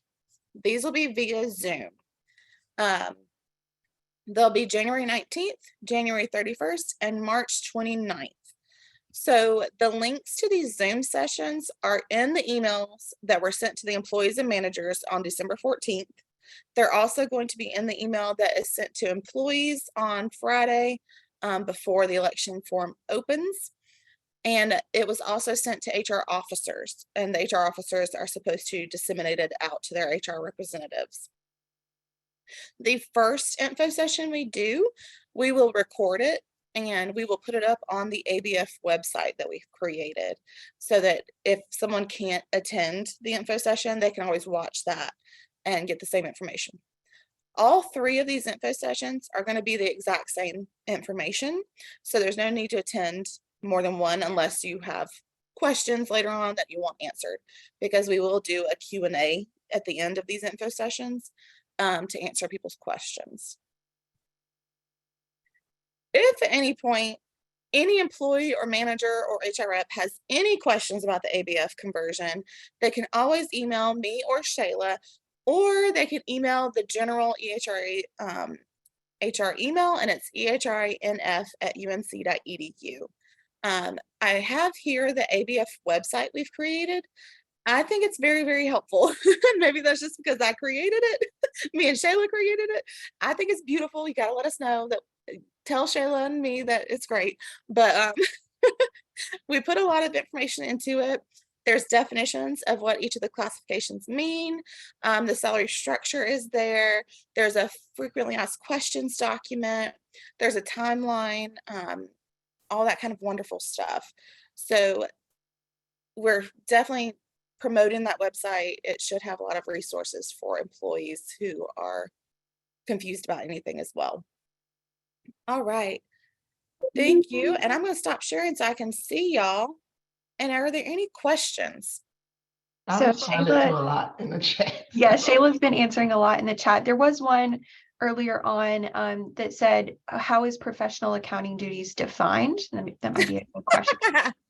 So whoever asked that, that's a great question, because guess what? Shayla and I asked that same question. When we got the paperwork from the UNC system office, they just said professional accounting duties. There was no definition from the UNC system office. We asked about it. They basically said it's professional accounting duties. So Shayla and I actually met with some accounting people. Like, we met with the Associate Vice Chancellor for OSR, and he gave us he was amazing.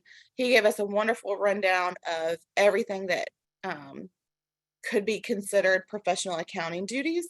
And Shayla and I have shared that with the EHRA HR team, and with the class and comp team for the SHRA side.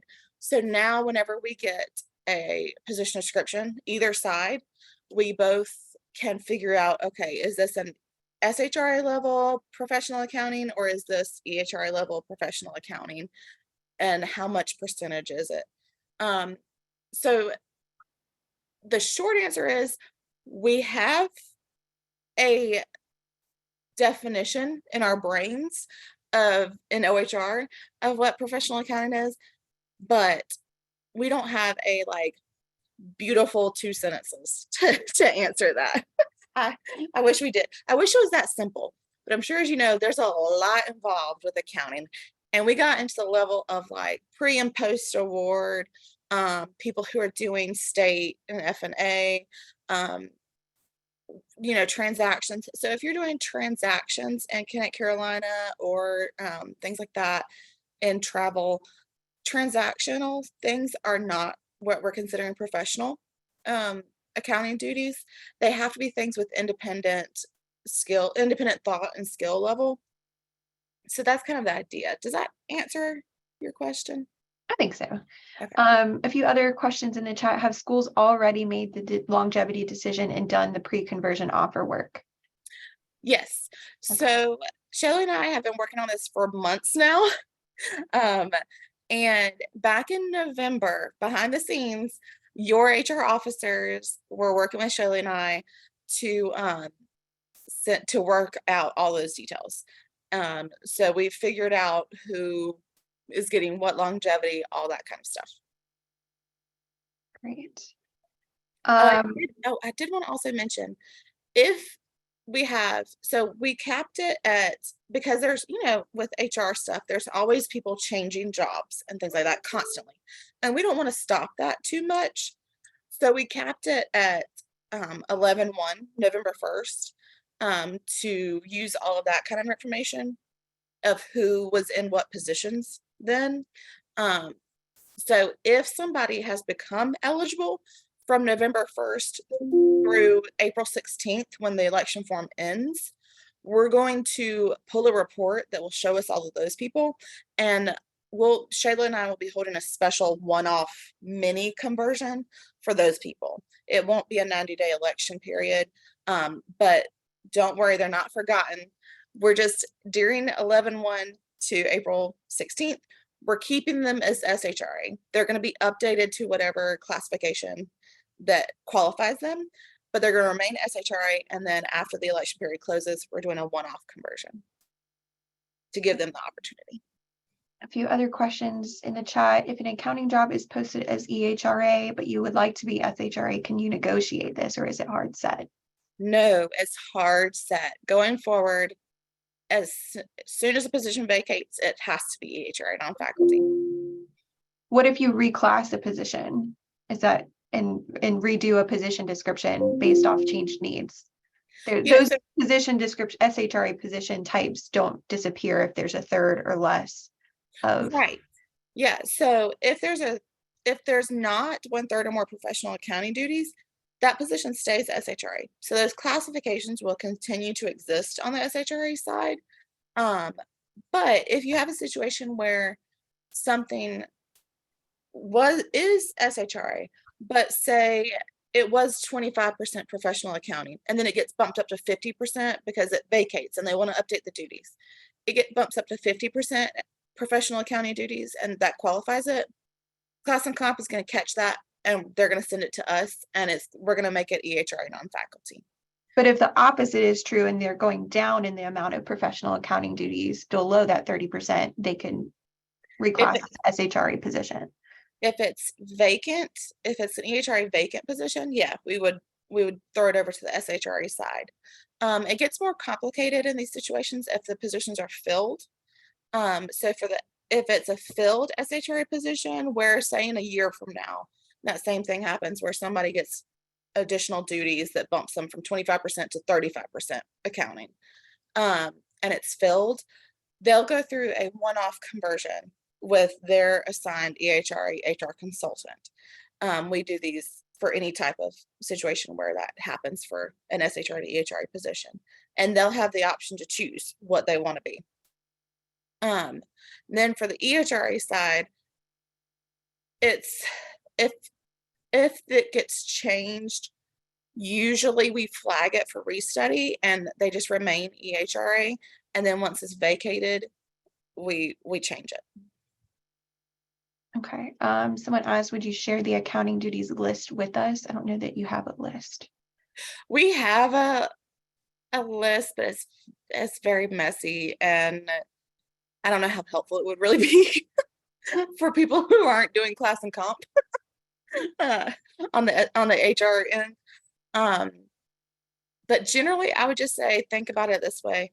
If the work is more than transactional, more than just entering info into Connect Carolina, if it involves a level of independence, if the person can affect change in some way, or if they are advising on budgeting and giving opinions that to how to run things, that's probably going to be EHRA. Is there a decision matrix you created in this discovery process? I'm not sure I understand that question. Sorry. Crystal, I don't know if you want to unmute and elaborate. I'm wondering if it means around like in deciding which positions were like the currently filled positions if they have 1/3 or greater. Right. Okay. So, sorry, my voice is going. In November, we did a giant spreadsheet that we sent out to all the HR officers, and we listed all of the SHRA classifications that are eligible, that are exempt. All of those people were in a spreadsheet, and the HR officers had to work with their HR reps to review each position description, and they had to attest on that spreadsheet whether there was 1/3 or greater accounting duties. Now, there were certain classifications that OHR looked at first and made a preliminary yes or no decision on, and that was, I believe, business officers and university program specialists. So those two, the class and comp, Adam Beck's group, they reviewed those because those are complicated ones, and they automatically disqualified some positions as not having 1/3 or more accounting duties. So those were already knocked out. But then it went to the HR officers, and their group read position descriptions and attested to whether the position had that or not. And then they sent that spreadsheet to us, and we accepted their decisions. Are you able to share which units chose not to offer longevity adjustments? I ask that as it may be helpful for staff in those departments to make a decision.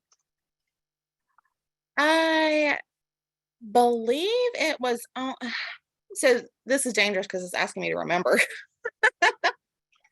I believe it was only School of Journalism that did not opt to do longevity, and they only had really 1 or 2 people that were even eligible.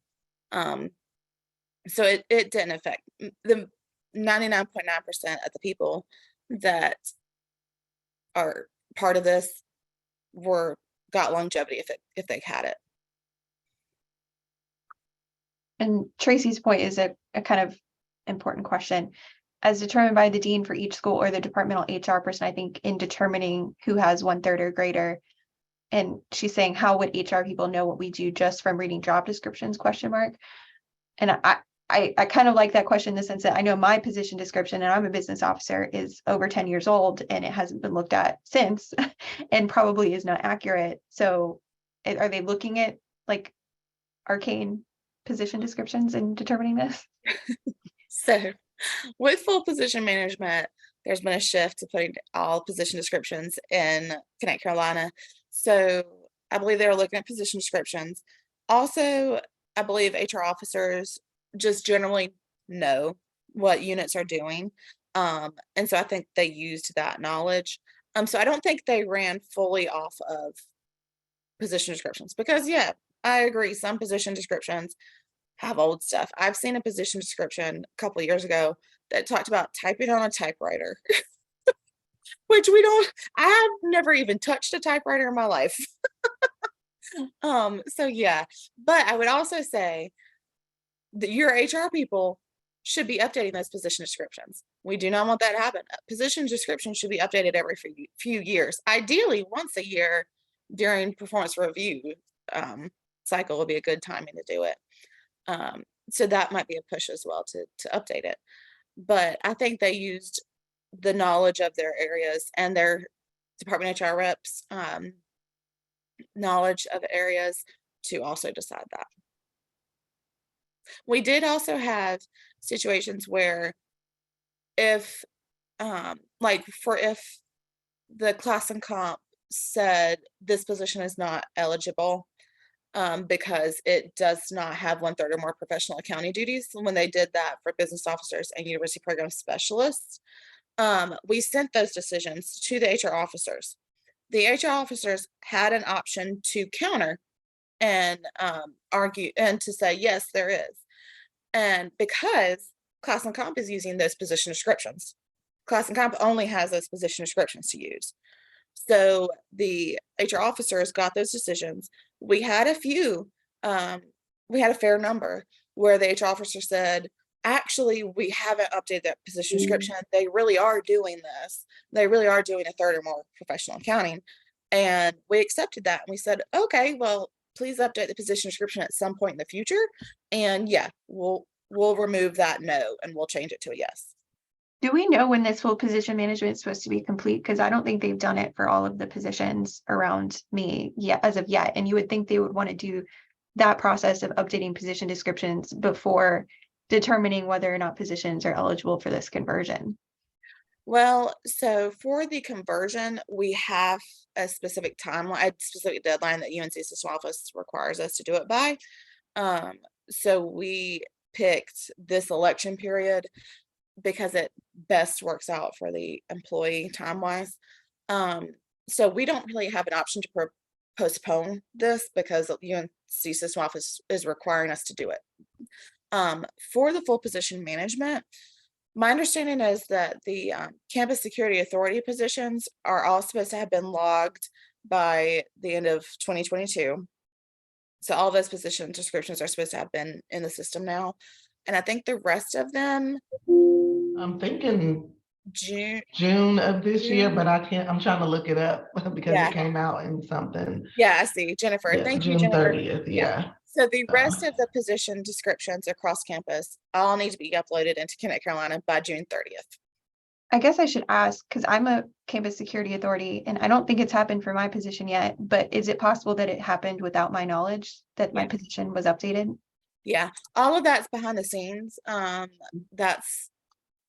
just uploading position descriptions. They're taking paper versions basically and putting them electronically. So I don't believe employees really are involved in that.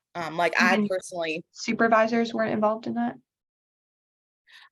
Well, for the full position management, so I know for the EHRA side, we are not reviewing the position to make sure it's updated because this is such a huge volume. We are basically saying, yes, we acknowledge that you put something in, and if we see issues with it, we'll flag it so that they can't repost it. But basically, it's not an actual position update, if that makes sense. We're not updating any positions. We're taking what was already existing and just putting it in the system. If that makes sense. I think that the questions in the chat around having job descriptions updated or uploaded without consulting an employee is concerning, as so many supervisors and HR people have no idea exactly what folks do and how it differs from what is in writing. I think that's a very valid point, kind of getting at why I was asking the question. Yeah. So my understanding is full position management is not updating any positions. There's no change in the position itself. It's just taking a paper version or a version that was actually literally in a file cabinet in your department and putting it in Connect Carolina. So there's no change. And I believe you can request your department HR rep to provide your position description at any point if you would like that. I'm sure they could provide that to you. And also, like for full position management, a lot of the like as your position sits now, and if it's an O position, a lot of the like job summary, everything is just blank. So there's nothing in a lot of the categories. So the idea of full position management is to get them all in the system with what they are now, and then in future years we can get them updated and like have them actually be accurate for somebody. I think that the thought was, or the goal should have been that they be accurate before this conversion process, but I get your point to like this system office is requiring this of Yeah. time limits. Yeah, so full position management and this conversion are unrelated entirely. I think full position management was actually being worked on before this came up. So it's just the timing. And I will say that we're EHRA non-faculty, so we didn't get like the updated positions for SHRA. So we don't know like the volume. I know a lot of schools updated job descriptions, like when we started talking about ABF. So we don't know the volume for SHRA. We only know EHRA. So we can't speak to, if departments, updated job descriptions, but I do know that they were swamped. So I'm pretty sure a lot of job descriptions got updated. Yeah. And I'll say the position description is not the end all be all for the ABF conversion. We are not saying like you only have 32% professional accounting on your position description that's not been updated since 2010. We're allowing leeway if the HR officer says, yeah, or if, if they're talking to the people and they're like, yeah, this position description is old, it's actually more. We allowed that. There were not very many that were eligible that were no's for 1/3 or more professional accounting. And I believe that those that were no's made sense. Great. Final question in the chat. I've heard that there will be additional vacation days that come along with the change to EHRA. Is that true?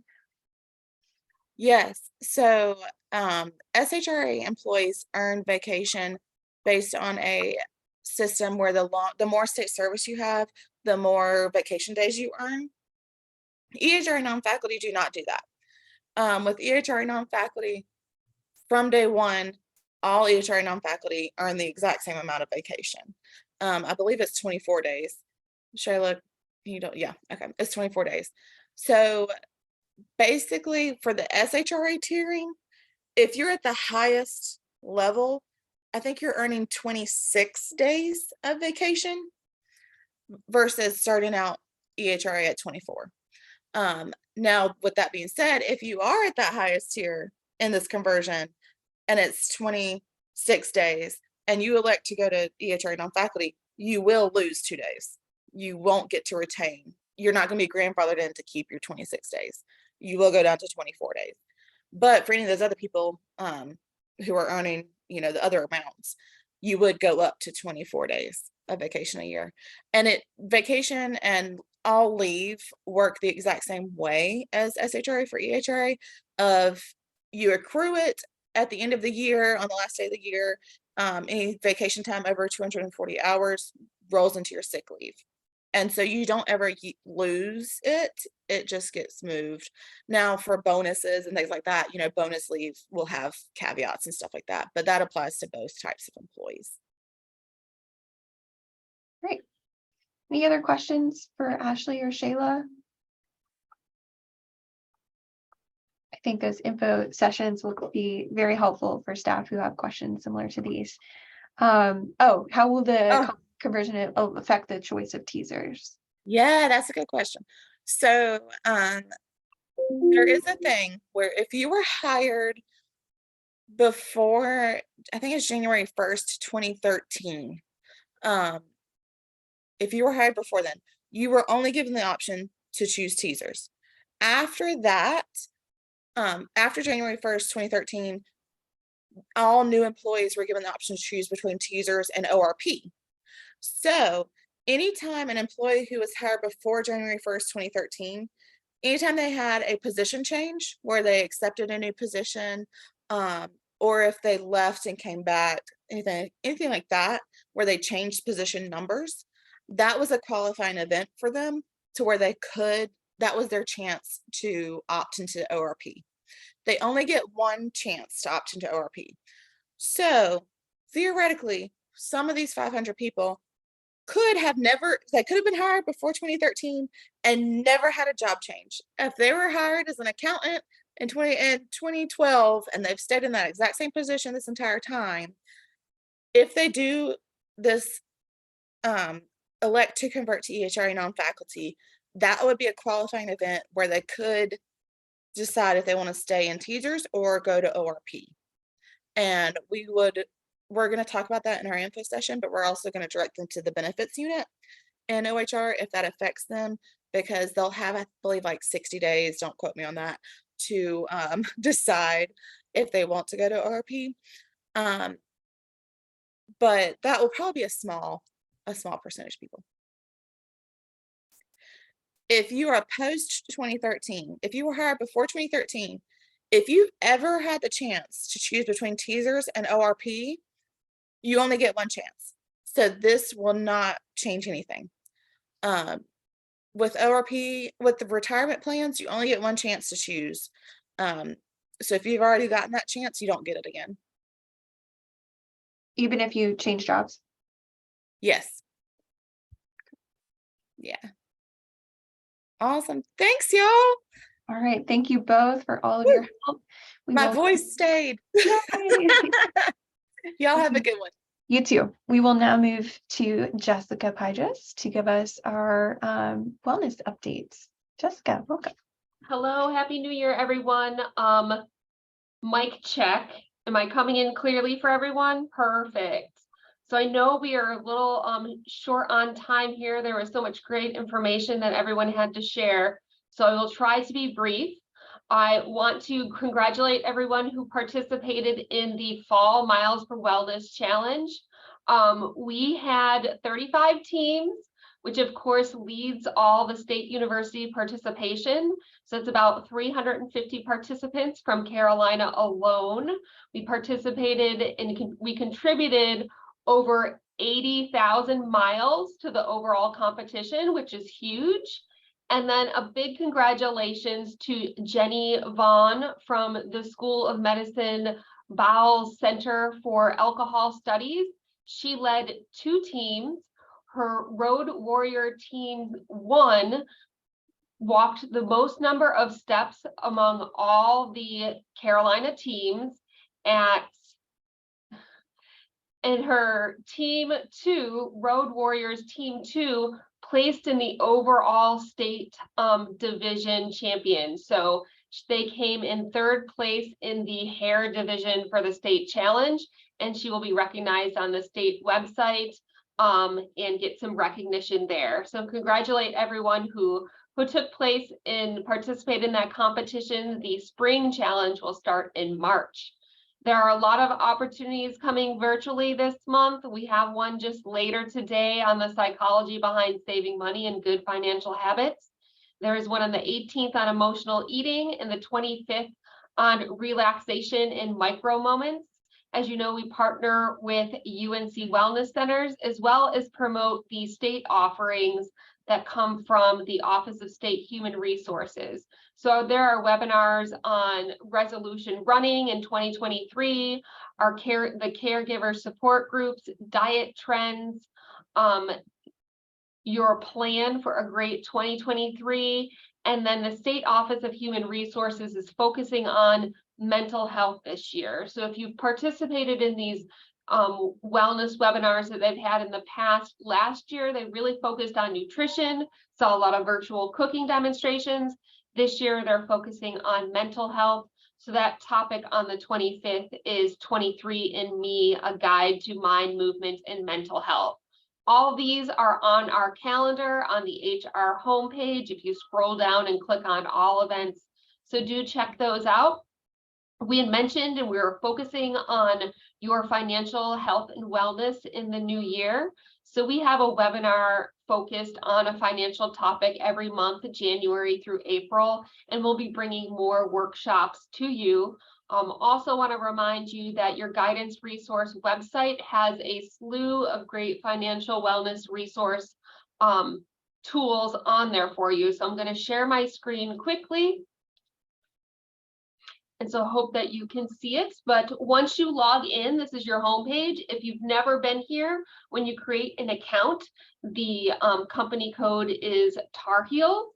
This is the homepage, and then you would just click on financial at the top tab there, and you can look at all the different topics and tools that they have for setting goals, preparing for emergencies, getting out of debt. There is a lot of different tools at your fingertips. It is not just about counseling, but an exciting piece to our guidance resources, your EAP, is that traditionally, if you ever wanted to speak with a counselor, you had to go through possibly that nerve-wracking initial phone call that not a lot of people are very comfortable making, especially if under times of stress.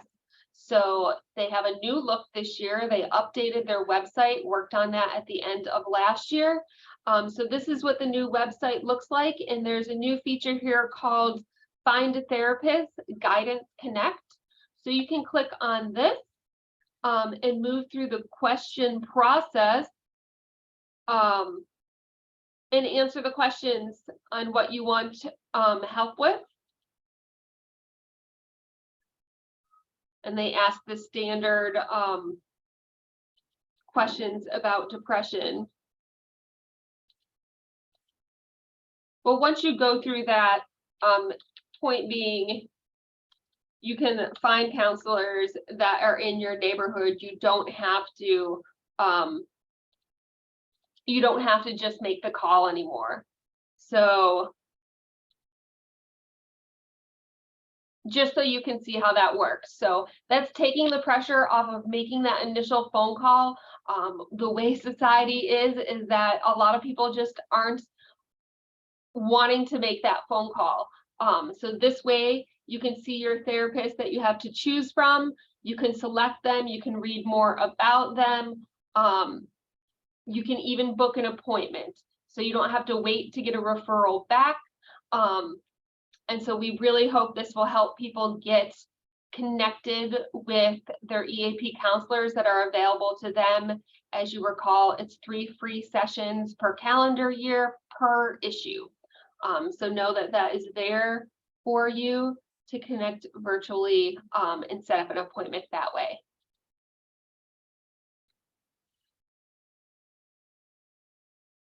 In addition, with the start of the spring semester, we are updating our Helping Heels list. We do have a lot of people coming off of our Helping Heels list. They tracked out at the end of 2022. So we're hoping to get more participation. And if you'd like to share this link with students or coworkers, please do so. If you're not familiar, Helping Heels is our university directory of faculty, staff, and students to help the Carolina community with childcare, pet care, and elder care, whether that just be companionship care, medical care, or running errands for aging loved ones. So that registration will remain open until the end of January, and we do update it every semester. And last but not least, before I tell you about the featured discount, is we are planning our Total Wellbeing Expo. That will be in person again on Wednesday, March 15th. So save that in your calendar from 11 to 2. It will be located in Fetzer Hall, which is connected to the Student Rec Center. There'll be an exhibit hall, fitness classes, cooking demos, and then 15-minute wellness screenings where you can get your cholesterol, glucose checked, height, weight, blood pressure, and all the basic health screenings. There will also be a mammography bus out there for women to make an appointment to schedule to have their annual mammograms. Lots of giveaways, and you'll be hearing more about volunteer opportunities as well. So I will definitely have more details about the expo when we meet in February. And then our featured discounts are that Working Advantage is offering some enhanced discounts to help you meet your New Year's resolutions. There is a discount on Calm that is up to $40 off the annual membership off the Calm app. So that brings it down to just $30 for the year. HelloFresh is offering up to 65% off your first order, free shipping, and then 15% off moving forward with future orders. And Fit Reserves offers on-demand and live stream yoga, Pilates, bar, strength training, and dance classes. They're offering 30 to 50% off a 3-month membership for those virtual sessions. So all that can be found on our discount page. I will send Katie all of these. And then if you're updating your kitchen or any other large appliances or small appliances in your home, you have GE exclusive discounts for GE appliances and appliance packages. And so that will give you up to 25% off, and that is offered through the Perks Connect discount. So you're going to search national deals and look for GE. But the big exciting thing is that we are planning our expo for March 15th. We look forward to hopefully reaching more people with the new employee assistance program resource and connecting from your computer without having to make that call.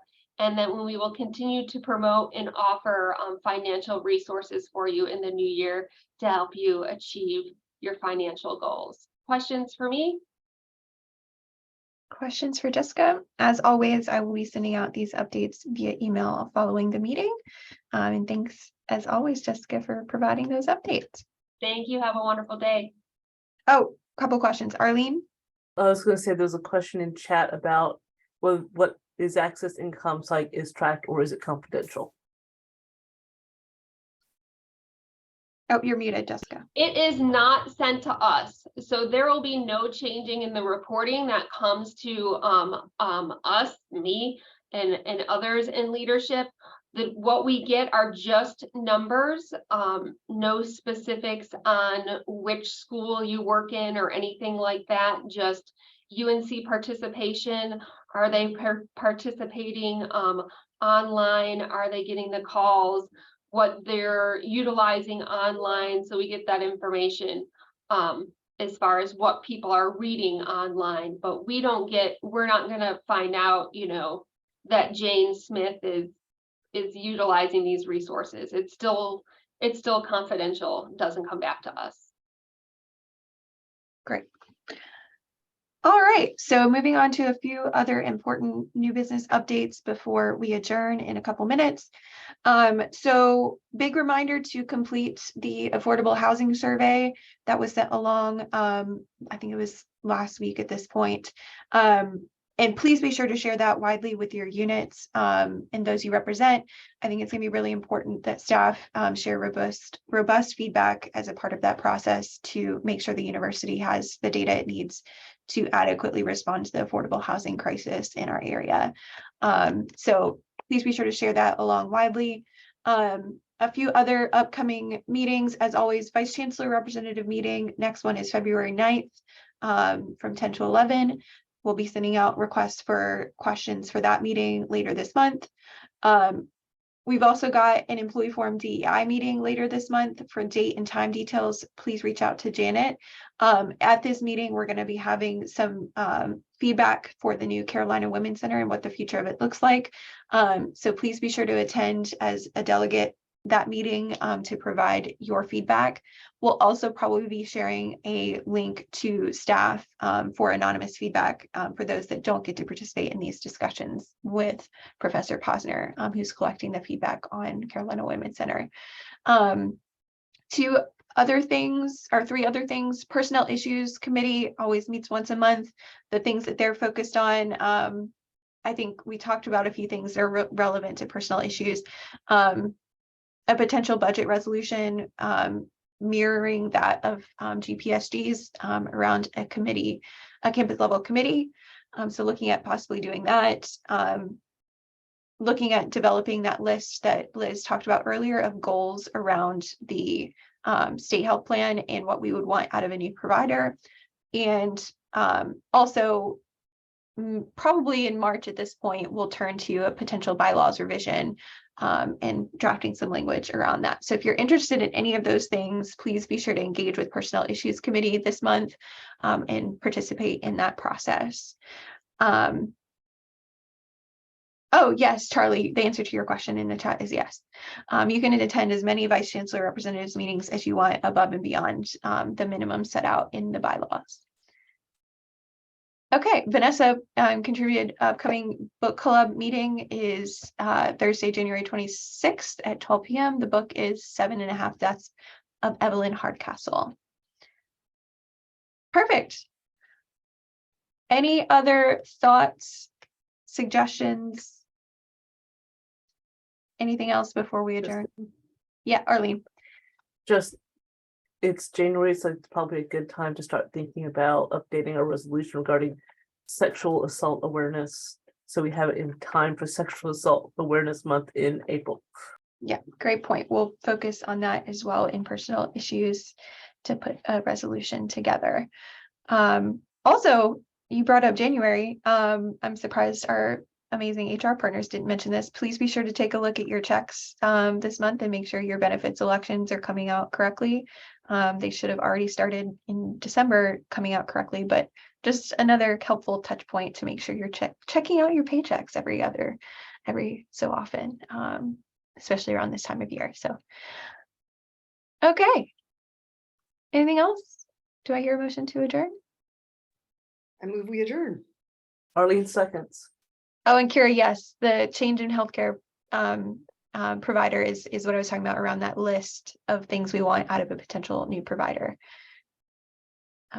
So yeah, great. Okay, I hear a motion to adjourn. Any opposed? Excellent. All right, folks, we'll have a happy rest of your first week of classes. Have a great rest of your January. Hope to see some of y'all at future meetings like executive committee, DEI committee meetings, all of our fun committee meetings. So see you all soon. Bye, y'all. Bye, everybody.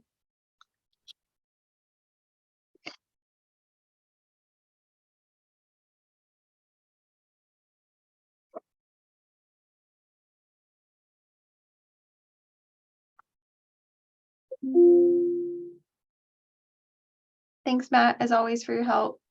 Of course, Katie, good job. Lots of detailed information today. We had a lot of observers. Very much so. And I was gonna suggest maybe in February we could encourage our observers, some of whom have been for years have been coming to run for delegate. I like that suggestion. February is a great time in advance of the messages we start sending out about nominations to encourage folks to run and encourage folks who might be interested in a leadership role at the university to put their name in the hat. So to speak. Excellent. Well, great work. All right, sounds good. Have a good one, everybody. You too. Sharon and the iPad person, I am going to close the meeting in about 15 seconds.